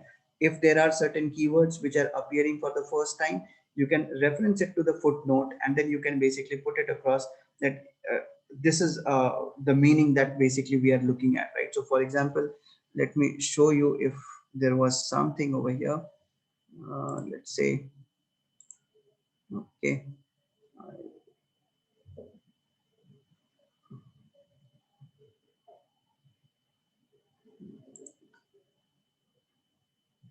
okay, let's say there was some information that was missing, so I will basically provide those relevant information. Okay, now somebody would have stated something, I need to basically support any argument up there, the number 9 somewhere it might be there, right? So I will basically put across that citation at the bottom, right? So I will start doing these things up there in order to support my arguments up there, right? Now, what is this Zetra? It came as a term up over there. I don't know what basically this Zetra is. So this is basically an exchange trading system, and this is how the name basically comes. So I'm highlighting the X, E, and TRA up over there. And what is this? So this is basically electronic trading system for securities at Deutsche Börse, the German stock exchange, right? Now, what is DAX? I might have used it over here. That essentially means that I should have provided the information about DAX somewhere as well, right? So the German stock exchange should have been put somewhere up there. Okay, so everything that you are basically doing up there, right? So, and if there it is not clear, you need to maintain that clarity by putting some a few words extra up over there, right? So that is what it needs to be done. Okay, So this is what basically it tells you, right? So make sure that the key terminologies, and if these are difficult, are explained thoroughly, and ask yourself if it makes sense for you. Be objective and balanced while you're trying to present the arguments from both the sides, right? And then use signposts to orient the reader, right? So you need to, it becomes pretty monotonous when we are reading a particular person's work. I know that this is what he is doing and this is what he has been trying to do. I know it right from the beginning, the abstract itself, I know the same thing, right? So should I go ahead and read the entire thing or should I not, right? So that is the question. So I will use certain choice of words, right? So which are known as signposts to cross question the person up over there, right? So if I'm, the moment I'm cross questioning them, what is happening, I'm basically trying to generate some kind of interest over there, right? That okay, did he actually say this, right? Was it actually like that, right? So however, this is how basically you go ahead and support your arguments up over there, right? So this is how basically you go ahead and support your arguments up there. So this is what you need to basically do. You need to support your arguments up there. You need to advise the author up over there. You need to seek assistance that maybe this is something that could be done in future up over there, right? So you need to basically look into all these aspects up over there.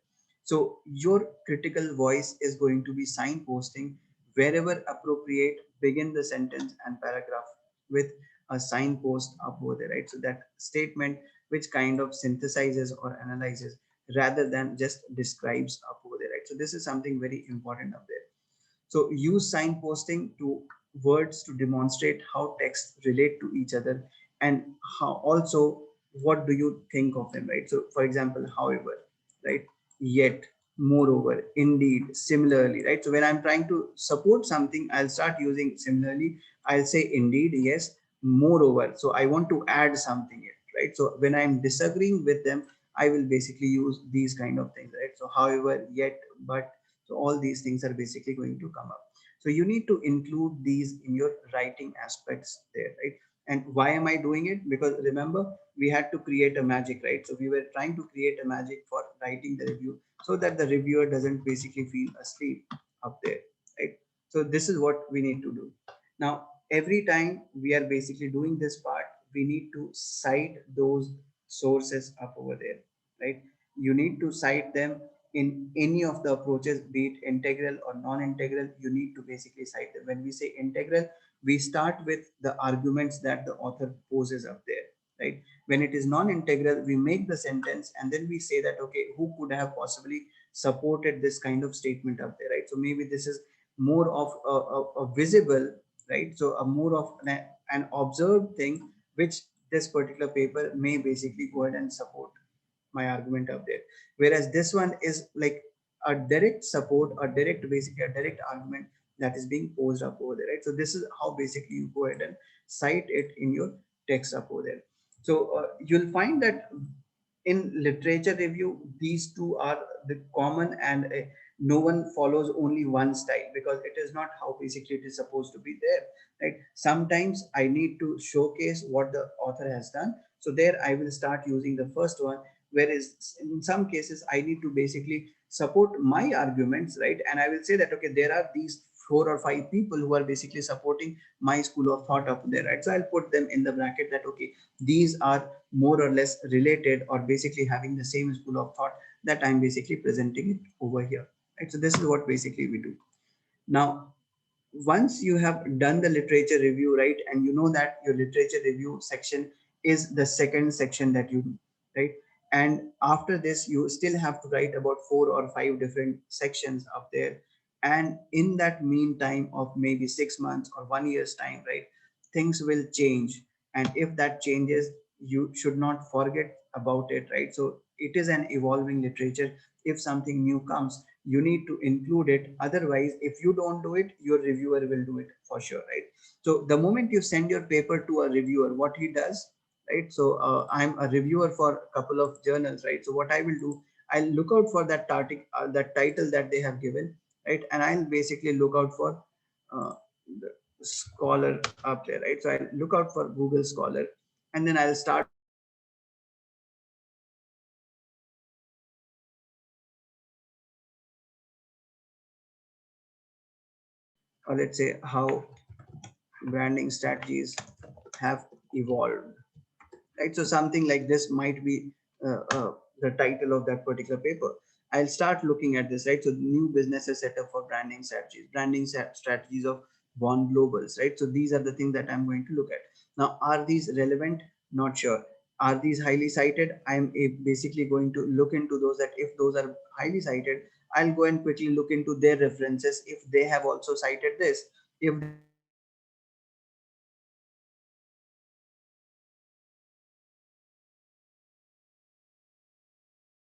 in 2021, in 2021, how many papers have been there, right? So did he include this? Now in just last 1 year's time, this one has been cited 15 times. There may be similar paper which might have been cited more number of times as well, right? So did he include these papers up over there? So I will start looking for these kind of information up there, right? So this is where it is an evolving literature review. So if you stop at this, right, so you have submitted something, you need to go ahead and rework it and then again grow stronger in terms of your arguments or the literature that you are proposing or supporting your thesis with, right? So this is what you need to do. It's not that you have done it now and now you need to forget about it. So till the time you do not get the signature of your supervisor on the final thesis after the presentation, right, you are not done with it for sure, right? So this is how much it will take it. Now, how do I write a literature review, right? So again, the steps, so the way we have been discussing, right? So the same thing, a bit more streamlined form. So you plan for it, you read the research, you analyze, you draft it, and then you revise it. And the process basically will keep on continuing here and there, right? So this is what basically you need to do, right? So this is how you need to basically go ahead and write it. Now, I would like to show you a small like way, the way it is basically being written up over here. Okay, I'll just stop sharing so that you can get the audio as well along with this one. Okay,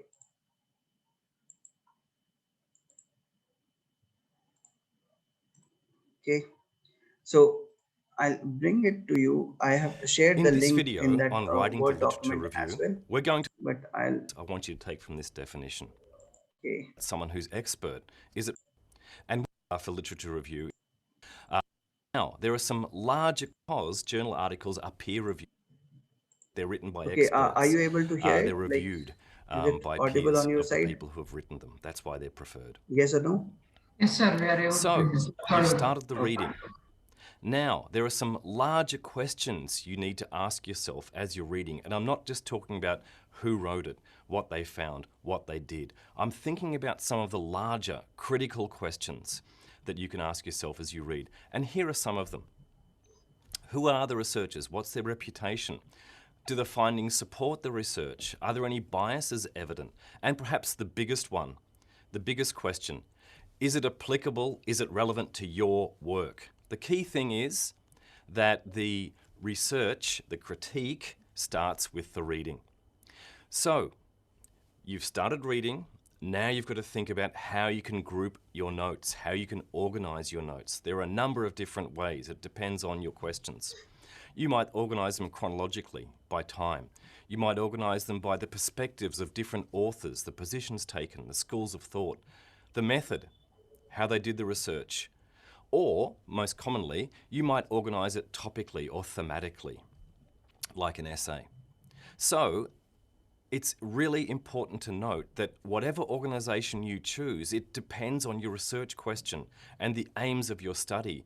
Ultimately, you have to synthesize the ideas and respond to the text. So, a tip, create a plan, a sectioned plan as a document, and as you read, take notes and import them directly into the plan so that you have a sense of organization and section as it happens. On to the writing component of the review. There are two key elements. This is One very is a important to descriptive or do. reporting element, Put a where you talk great about thought over what here. happened. You describe what the author has found, what they discussed, what they did. It's an account. The second crucial aspect of the literature review is an interpretive or critical element, the dialogue, where you ask and answer questions of the text. You analyze, you interpret, you synthesize, you bring together information. The second part is super important because if we just stay at the first part, the descriptive reporting element, we run the risk of having our writing grounded in a shopping list style of writing where we're saying, he noted, he found, she did this, she discovered. It becomes a list of ideas rather than an interpretation or a treatment of ideas, which is what a review is. So, how do we do this? How do we move our writing from the descriptive to the interpretive? Look at this example. Take 30 seconds to read it and look at what's going on.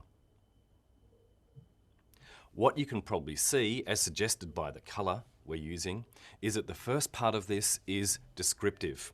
It's what Evans showed. The second part is interpretive because we're saying here, Evans showed this, that the method was successful, and this was significant because. Let's look at another example. Take 30 seconds to read this again. You'll see a similar thing going on. We have a descriptive element, Weng et al. Found something, and then an interpretive element where Bruce argues why these findings were crucial, why they were important. So when we're using this language, this was significant, this was crucial, we're flipping the writing, we're moving it from descriptive to interpretation, the critical component. And there's... Okay, so I hope you got the idea, right? So what basically it is trying to do, right? So this is telling you to how you critically analyze things up there, right? So was it like, were you able to make the differences up over there, everyone?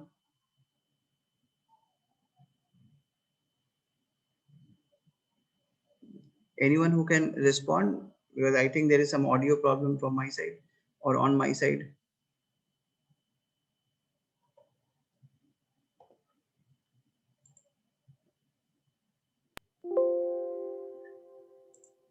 Anyone?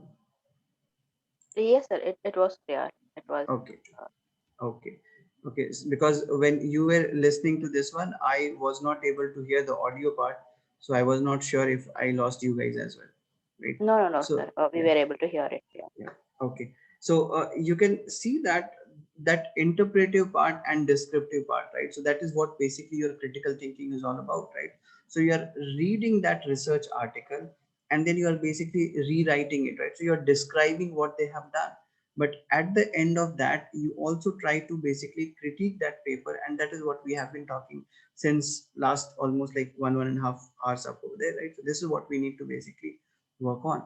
So this entire thing that we are looking at, right? So this is language we the can use same to thing do is this, basically which going is to be important for told to you in interpretation. various different ways up The there, right? first So layer, it will again, be basically shows us description at one point description. of time, It's what and then Brent it will be found. basically the inferences that you are basically going to A second bring layer in from that side, reveals right? some So you are critique basically going going on. to critique it, and then And basically you are again, we going to have take it to as was per, and your limited critique in is its basically going to application. be This a is some sort directed of one deficit towards critique whatever you are showing a trying to limitation of achieve Brent's out work. of this, right? Then we have a third So element, this is what basically it does, right? another So the link critical of the part. entire But this video time, is basically given to you guys, and you will be able to see it uh, uh, like on the document that we have, right? So you have got a couple of videos up there. Now, when we are working with theoretical papers up there, right? So they're finding relevant theories or background work over there, that basically becomes a bit difficult, right? I may not be aware of certain things up there, and if I'm not aware of, then how do we basically work on it, right? So a couple of researchers, the maybe the smart ones and the maybe the lazy ones, what they have done is that, like, they have tried to come up with something known as this particular link, right? So there is theorize it is the name of that particular link up there, right? So what they do is that they provide the key title up over there or any kind of work up there, right? Okay, I'll just use this one in that case. Okay, so you provide the keywords that on which basically you are going to work on, right? So let's say anyone who's basically working on, so let's say this is like brand on which if somebody is working, so you'll find that there are certain theories or maybe the research papers which are able to give you the clear idea that, okay, I trust this brand. So this is a theory behind brand, is going to be a brand trust. So brand connection, self brand connection, that is another school of thought or another theory behind it.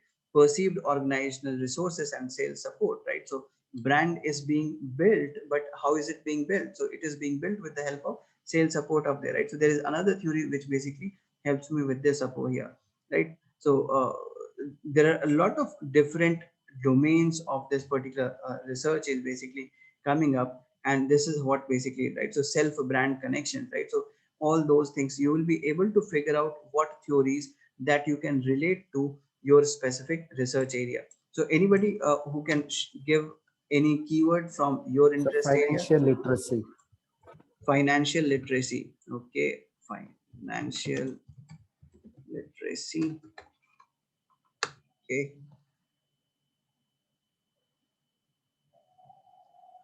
let us see. It usually takes a single word most of the times, so multiple words. Let's say if I'm looking at literacy, this works primarily for those like behavior related research work there, right? So literacy, so you can look at literacy part, right? So what kind of literacy that we are looking at? Is literacy related to like facilitation of that work and so on, right?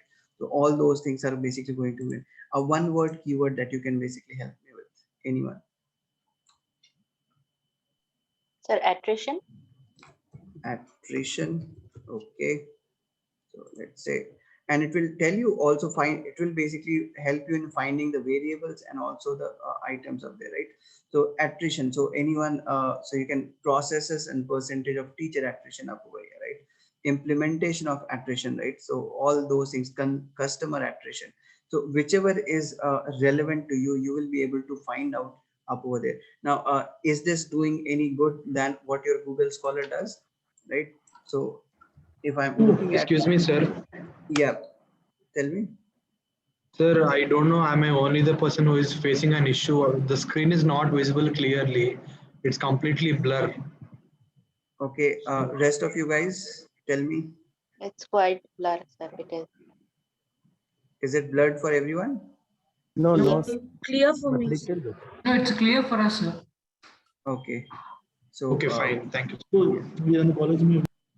Okay. So it may be intermittent connectivity issue, right? So you can look at this, what basically it does, right? So if I'm putting that specific word in Google Scholar, it is giving me all the list of articles up over here, right? So over here, what this one is doing, that it is not only giving me a list of articles, it often tells me that what are the various elements which are basically getting highlighted up over there, right? So this basically is given to you.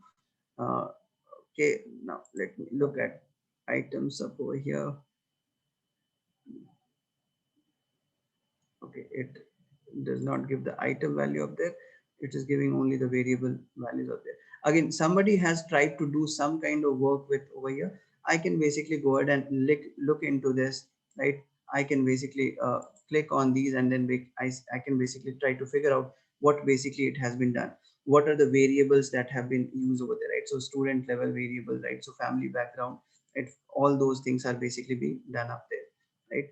So similarly, if I look at the next article up over there, right? So for example, this is the one, this is from Journal of Applied Psychology. If I look at this, what is being provided up there, right? So these are the, this is the variable that they have done and how they have defined it. So I will be able to find few more information than what we are basically going to get it directly from Scholar up there, right? In some cases, again, it is not a perfect one, but it is there to support some of those, right? So if I'm getting a decent amount of information up there, right? So I will be using it, and I will try to make the most of it, right? So these are some of the supporting tools that you can basically work on. Okay, so pandemic, nothing is there yet. So it will help you in trying to identify certain constructs and so on up there, right? So let's say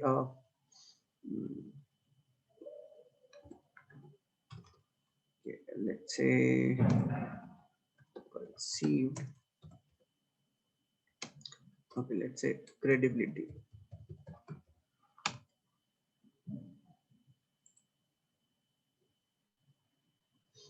So this is one tool that you have, another tool that you basically have up over here, right? right? So now when we are talking about credibility, what all kind of credibility that we are talking about? Is it related to trust? Is it related to source credibility, right? So all those things you are basically going to look into the, right?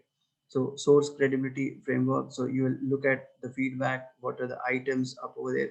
You'll be able to find out few things up there. So this gives you a slightly bit more in detail than what you directly get it up over here up there, right? So again, you can always go ahead and click on it, and you will be able to read the abstract and so on. But again, that's going to be a tedious task for me. If there is something which can give me a bit more in concise way, I will be happily making a use of the same up there, right? So that is what we are doing up there. So this is one such tool that you have got up over here, right? Now, apart from this, so this is for finding the theory, right? So again, this one, the forward cloud that I showed you up there. Now, a lot of us may not have access to these journals there or journal articles up there. So Sci-Hub is basically one place where we basically get a lot of articles. The campus network doesn't allow you to basically access this one. So they have basically blocked it. So this is the place where you will be able to find out a lot of articles for free of cost up there. You don't have to basically pay for the subscription up there, right? So this is what you need to basically do. So this has been blocked by the cat's gitam up there, but otherwise you can use your mobile network and you will be able to download the detail up there, right? So the website is sci-hub.se. So this is what you need to, or this is where you need to basically go for finding free papers up over there, right? Some cases, there is another one that I use at times. I'm forgetting the name of it, right? So this is EndNote, basically Click Locker is the name that it basically says. So I will go ahead and use this same, right? So this is the one that we have, right? So EndNote Click. This is coming from Clavariate. So this basically helps me in finding if I have access to this particular article or not, right? So this is one particular paper. I do not have it in my ClickLocker. I do not have a publisher version, and I do not have an open access version of the same as well, right? So this is what I look at. It also gives me an option to basically search over there. Now, if I need to cite this particular article up there, right? So, or maybe any news article also that I need to basically cite. So there is this citation generator up over there. So I can basically go ahead and cite it. So this is primarily helpful when we are trying to basically cite any newspaper or web article, or maybe if there is any policy related document, because those are not specific research articles with these kind of citations given. So in those cases, this basically helps me. So a citation generator up there. So these are the extensions which are available to you. If you are there in the GitHub network, you will be also having access to Grammarly. Now, this Grammarly will help you in basically correcting or basically rephrasing your sentences quite a lot. You can add that plugin even to your Word document, and you will be able to make certain changes up there, right? So you can see that if I open Grammarly, it will tell me that what all modifications that I can do in my particular research article up over there, right? So it will figure out a lot of mistakes or a lot of like rephrasing that I can basically go ahead and do it. Okay, so somehow, like, I'm lucky that it has not given me anything. Yeah, it is bringing it up now, right? It suggests change a verb form, right? Rephrase the sentence, right? So rewrite the sentence. It is going to tell you, like, so this, if you start following some of them, and it will also suggest you a way to basically rephrase it, right? So that will make your writing a bit more crisp in that case, right? So whenever you are trying to write something, so this is going to help you out. So try to make use of Grammarly, and again, Geetam has access to it. So all of you should be basically getting access to this Grammarly as a tool for writing work as well, right? Okay. Now, someone was basically talking about like, how do I basically keep a track of all the research articles that I'm basically going through, and how do I basically go ahead and cite them inside, right? So citing and referencing is basically a difficult task for me. So Mendeley is one such tool which can basically come up and help you with citation up there, right? So if you install Mendeley's, the way, okay, okay, I think this is an old message to me. Okay, so I hope it is, the screen is clear for majority of the people, right? So, right, is the screen visible to majority of the people? Clear visibility? Yes, sir. Yes, sir. Okay.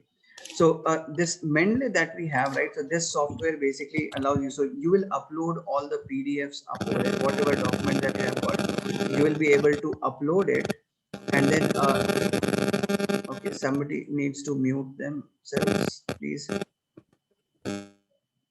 Okay. So you'll be able to upload them, and you can see that like how basically it works, right? So so this is how you are basically going to add them up, right? You'll search for the author, the list will pop up, and this is where in the references section you will get those details up over here, right? So insert a citation, you'll click on that. It will choose for the list of articles which is already there in your Mendeley. You select that up, it will create a citation, and it will also create a reference at the end of your particular text as well, right? So this is how it will basically go ahead and do that. So it basically does it at a very easy step up there, right? And you can choose a template, you can choose a format with which you want to have, right? So your citation, in some journals they will ask you for a citation of APA, in some journals they will ask you for Chicago. So all those can be taken care of just by a click, and then couple of more options which basically come up over there, right? So you will be able to do that pretty easily. So working with Mendeley is a pretty easy task, right? And if you start working early on it, you will be able to make most of it in this case, right? So try working using Mendeley, and this will basically help you out, right? So which kind of okay, I'll just show it to you where they basically change it to. Okay, so I think now they are going to change it to the citation uh, format up over there.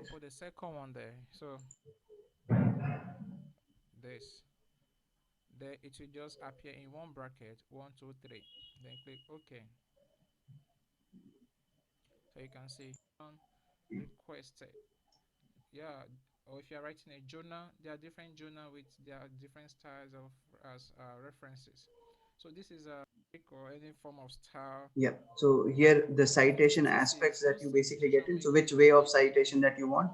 You want APA 6, you want Chicago, right? You want IEEE. So all those are basically easily done, right? So you can see that automatically the authors automatically got created, and a lot of us make a mistake while using et al statement when there are multiple authors, right? The way et al needs to be presented, that basically becomes a trouble up there. So that will be pretty easy if you have all the collections in this particular value up over there, right? So this is how you need to look into. So Mendeley is one such tool. It is freely available as well, so you can download it and you can use it for your work purposes up there, right?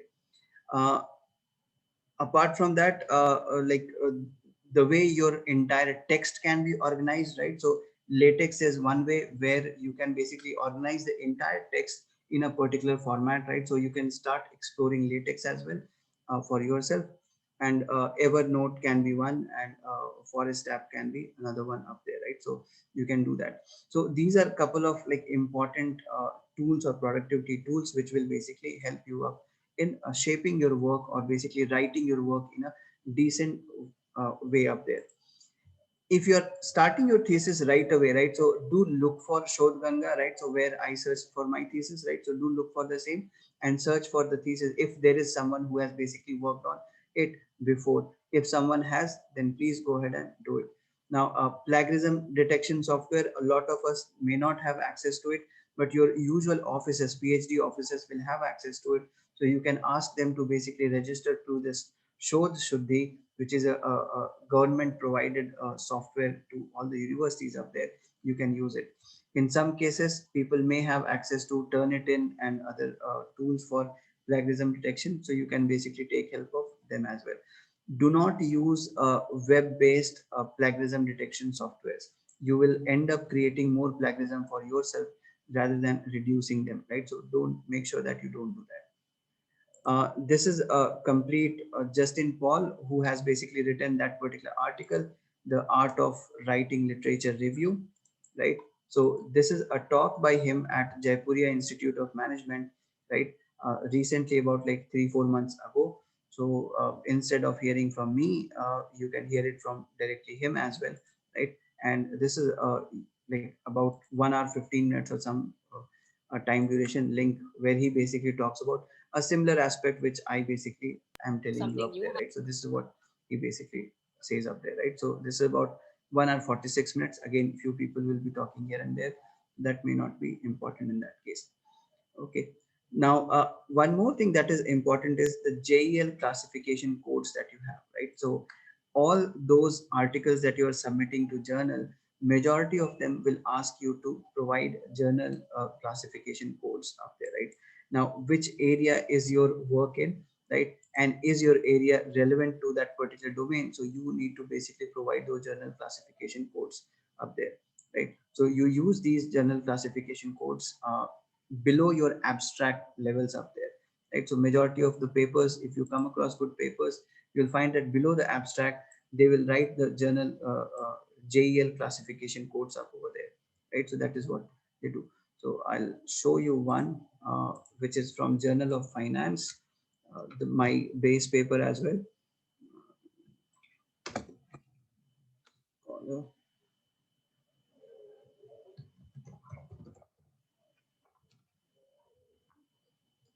So this is the one that I'm talking about. So if I, and these PDF links that you see over here, right? So you can right click and you will be having access to them up there directly. Okay. This is not the published version. Otherwise it should have had that JL classification up over here. This is not the published version. Okay, let's look at this one.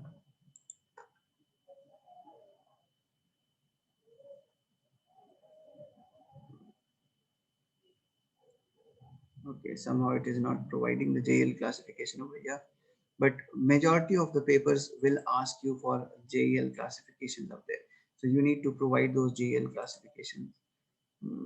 This is ACM.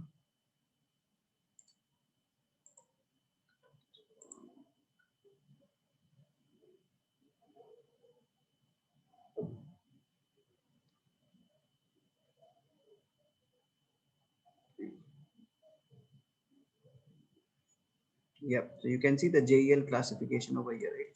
So F3, G12, G14, G15, right? So what are all these? So these are nothing but the classification up where F is basically international economics up over here. F3 is international finance. So this is what basically it is referring to. G. So G0 is general and so on, right? So we had this G12, 14 and 15 up over here. So this is basically referring to, again, we do not have the entire list in this case. We may be able to find it somewhere. Okay, there was another link. Let us see if we have it over here. Okay, see. Sir, Yeah, tell me. Go ahead. there's a question here. Mm-hmm. Yes, go ahead. Ask the question. Market belongs and suppose I have selected a stream of Your insurance from finance from different JEL classification code can be selected. I could not get you. Actually, your voice broke off for majority of the part. Hello. Yes. Suppose, sir, my topic is insurance marketing, and insurance belongs to a different code, marketing to different code. So how Right. I will fix the JEL classification? So you can basically take a look. So when you are talking about insurance marketing, right? So are you talking about the product designing part, or you're talking about the marketing part up there? So insurance is the product, and then you are trying to market that specific product up over there, right? So there you can look at the marketing aspect up there, right? So let's say if I'm trying to find out something related to marketing, right? So this is what where you will basically get into marketing up there. So you will be basically focusing. So marketing is going to be, in this case, insurance marketing is basically the marketing itself, right? So the product is changing to a financial product in this case, right?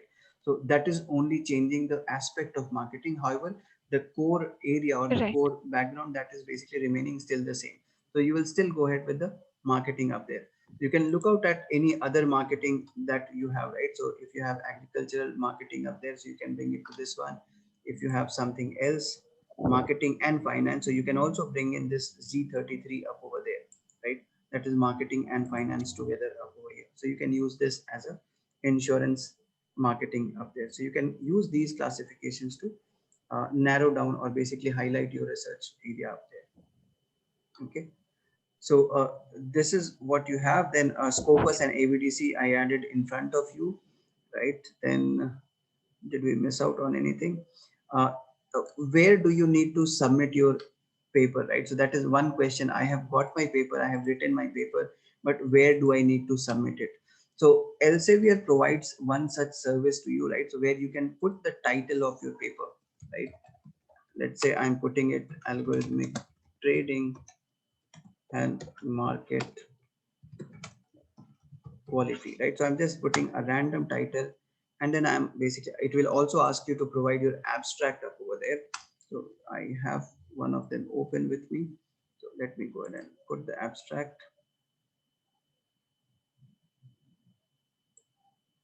And you can see that I have used the GL classifications in this case up over here.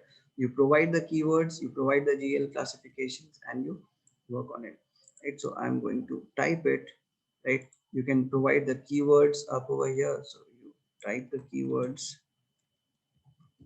okay? No keywords found. Why is it saying no keywords found? Okay. Select the field of research. You find it is related to finance, business management, accounting. Find journals up over there. You'll be able to find that there are these kind of journals where I can basically submit it, right?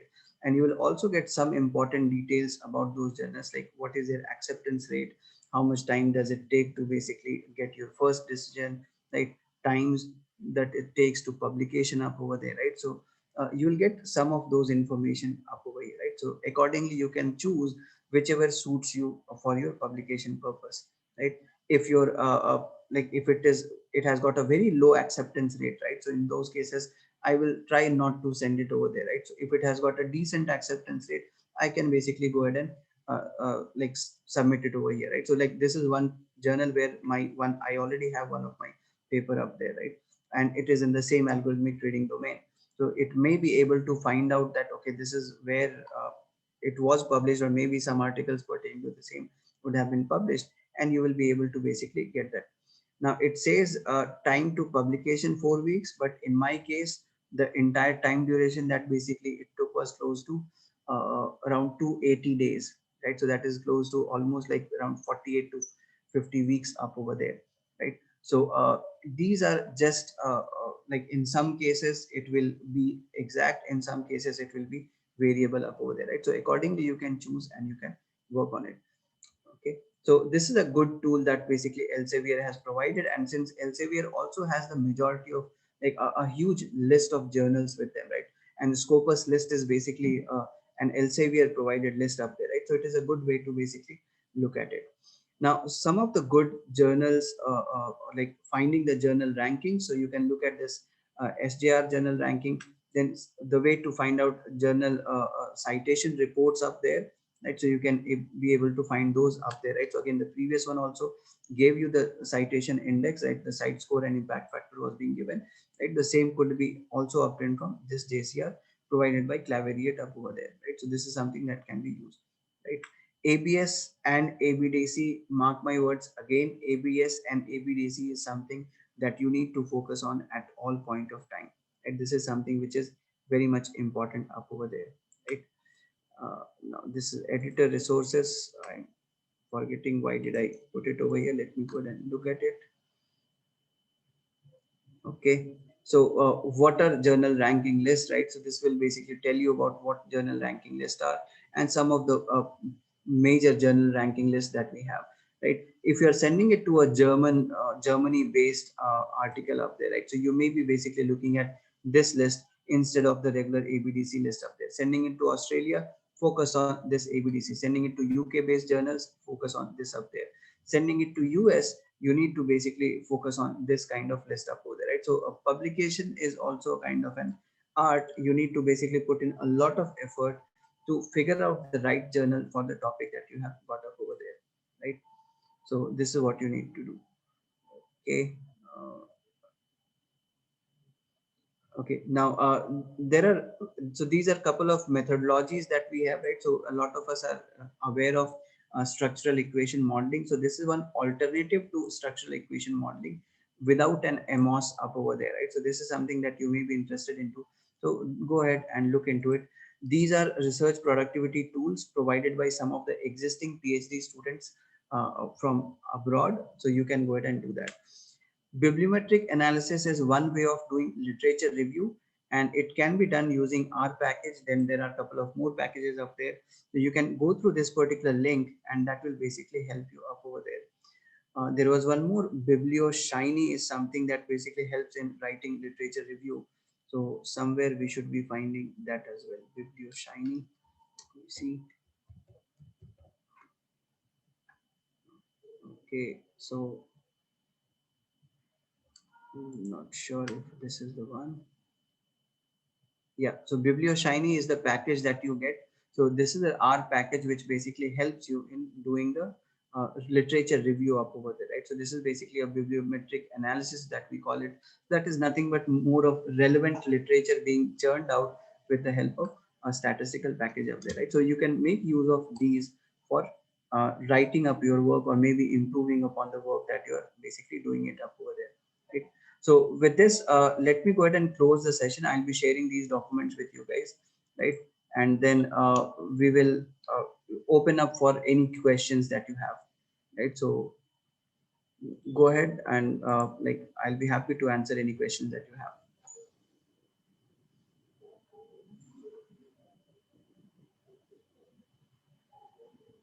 So when we write keywords, I know it's very basic, but what is the exact order, sir? So it's abstract, JEL code, and keywords, or how does it go, sir? So yes, below abstract you need to have your keywords, and below keywords you need to have your JEL codes. Yeah. Yes.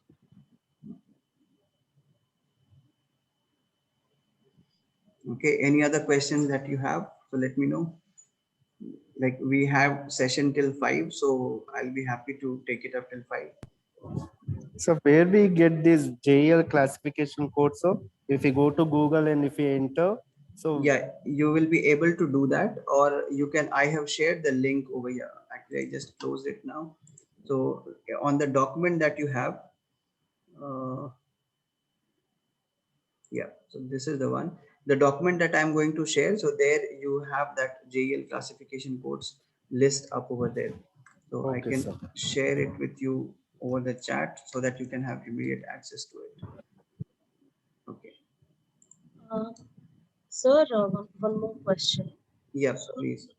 Normally when we're looking at an overall industry, like if you're commenting upon an industry in terms of its turnover or the latest P&L structure, in that case, like sometimes we resort to their annual reports.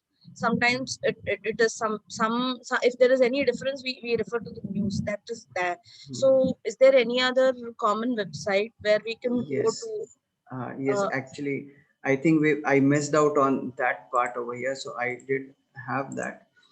So at Geetham, you have access to Thomson Reuters. So for finance related information, you should be looking only into these documents up there, right? So you should look at CMIE Provis or Capital IQ or Capital Line, Thomson Reuters, Bloomberg, etc. for a reliable data up over there, right? So a manual collection data is kind of not like accepted, and it is not very much rewarded up over there. And at Geetham, we have access to Thomson Reuters, so you should start making use of this up over here. You can ask someone to basically set up, in case if you're not on campus, you can ask someone to basically set up a VPN network so that you can remotely access. There are 6 machines, I think, there in the new lab that has been created on the 7th floor.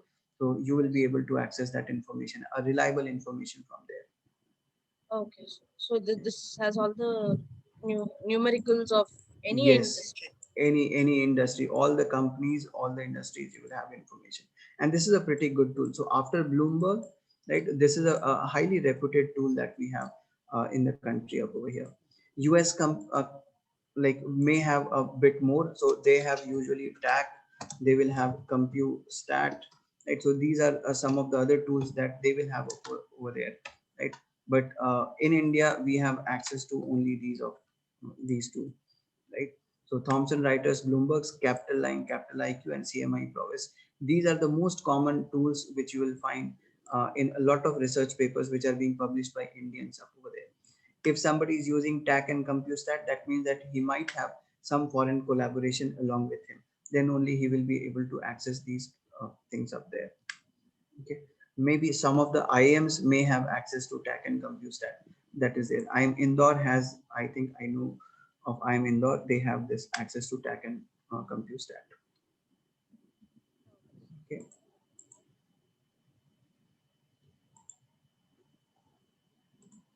Okay. Any other questions that you have? Let me know.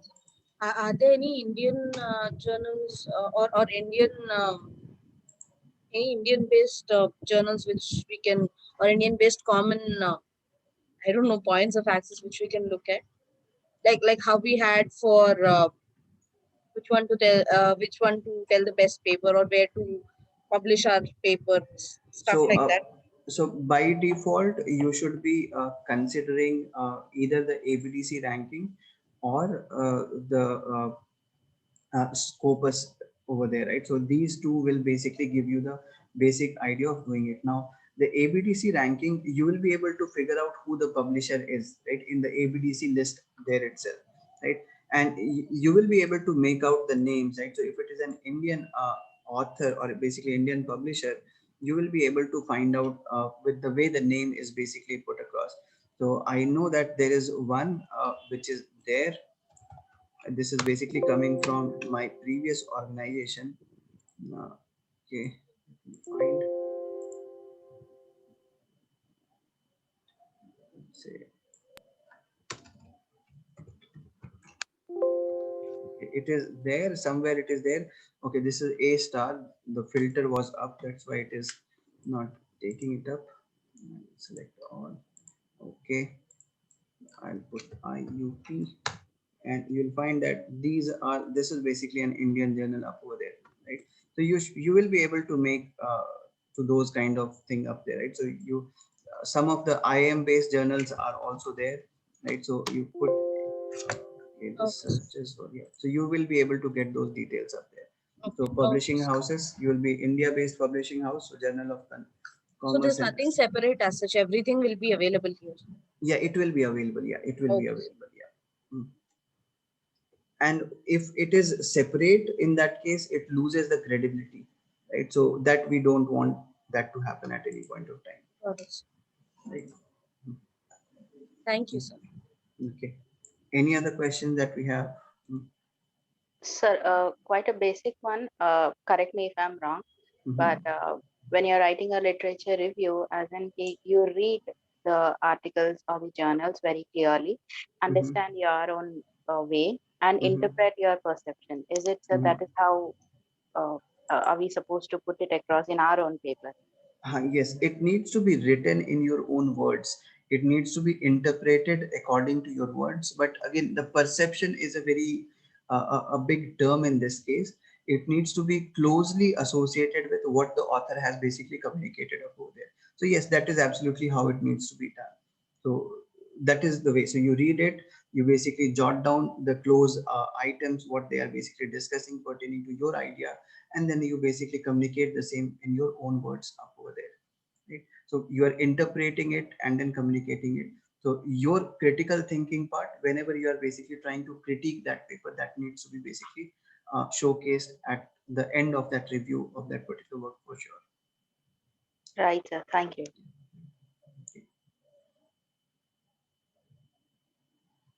Okay, so I hope that the session was useful, and I hope a lot of people did not doze off during the session.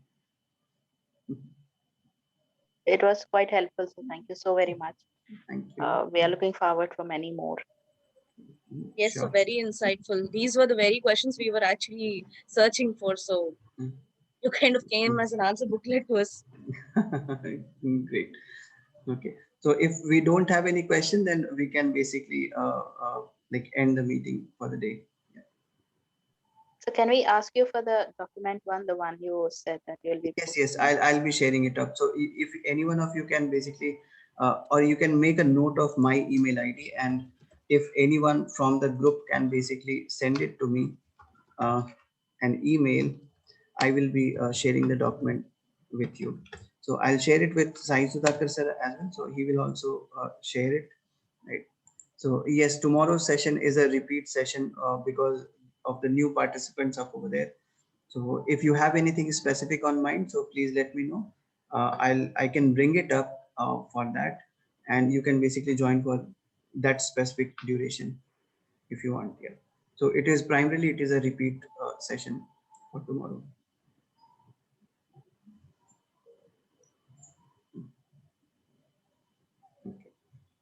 Okay, so thank you everyone.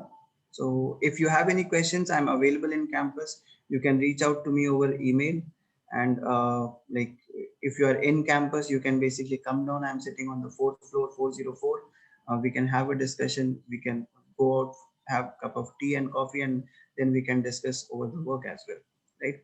So any support that you need from my side, will be happy to help at any point of time. Okay. Thank you, everyone. All the best. Try to finish it soon. That is the only thing that I would like to communicate to everyone, because PhD is one thing where if you start feeling lazy, it will take a lot of time, right? So make sure that you start working on it and start to like make sure that you submit it before the 4 years time period that you have got, right? So try to do it as early as possible. Okay. So Thank you so very much, sir. thank you, everyone. Yep. Take care. Stay safe. Hope to meet you guys again. Thank you.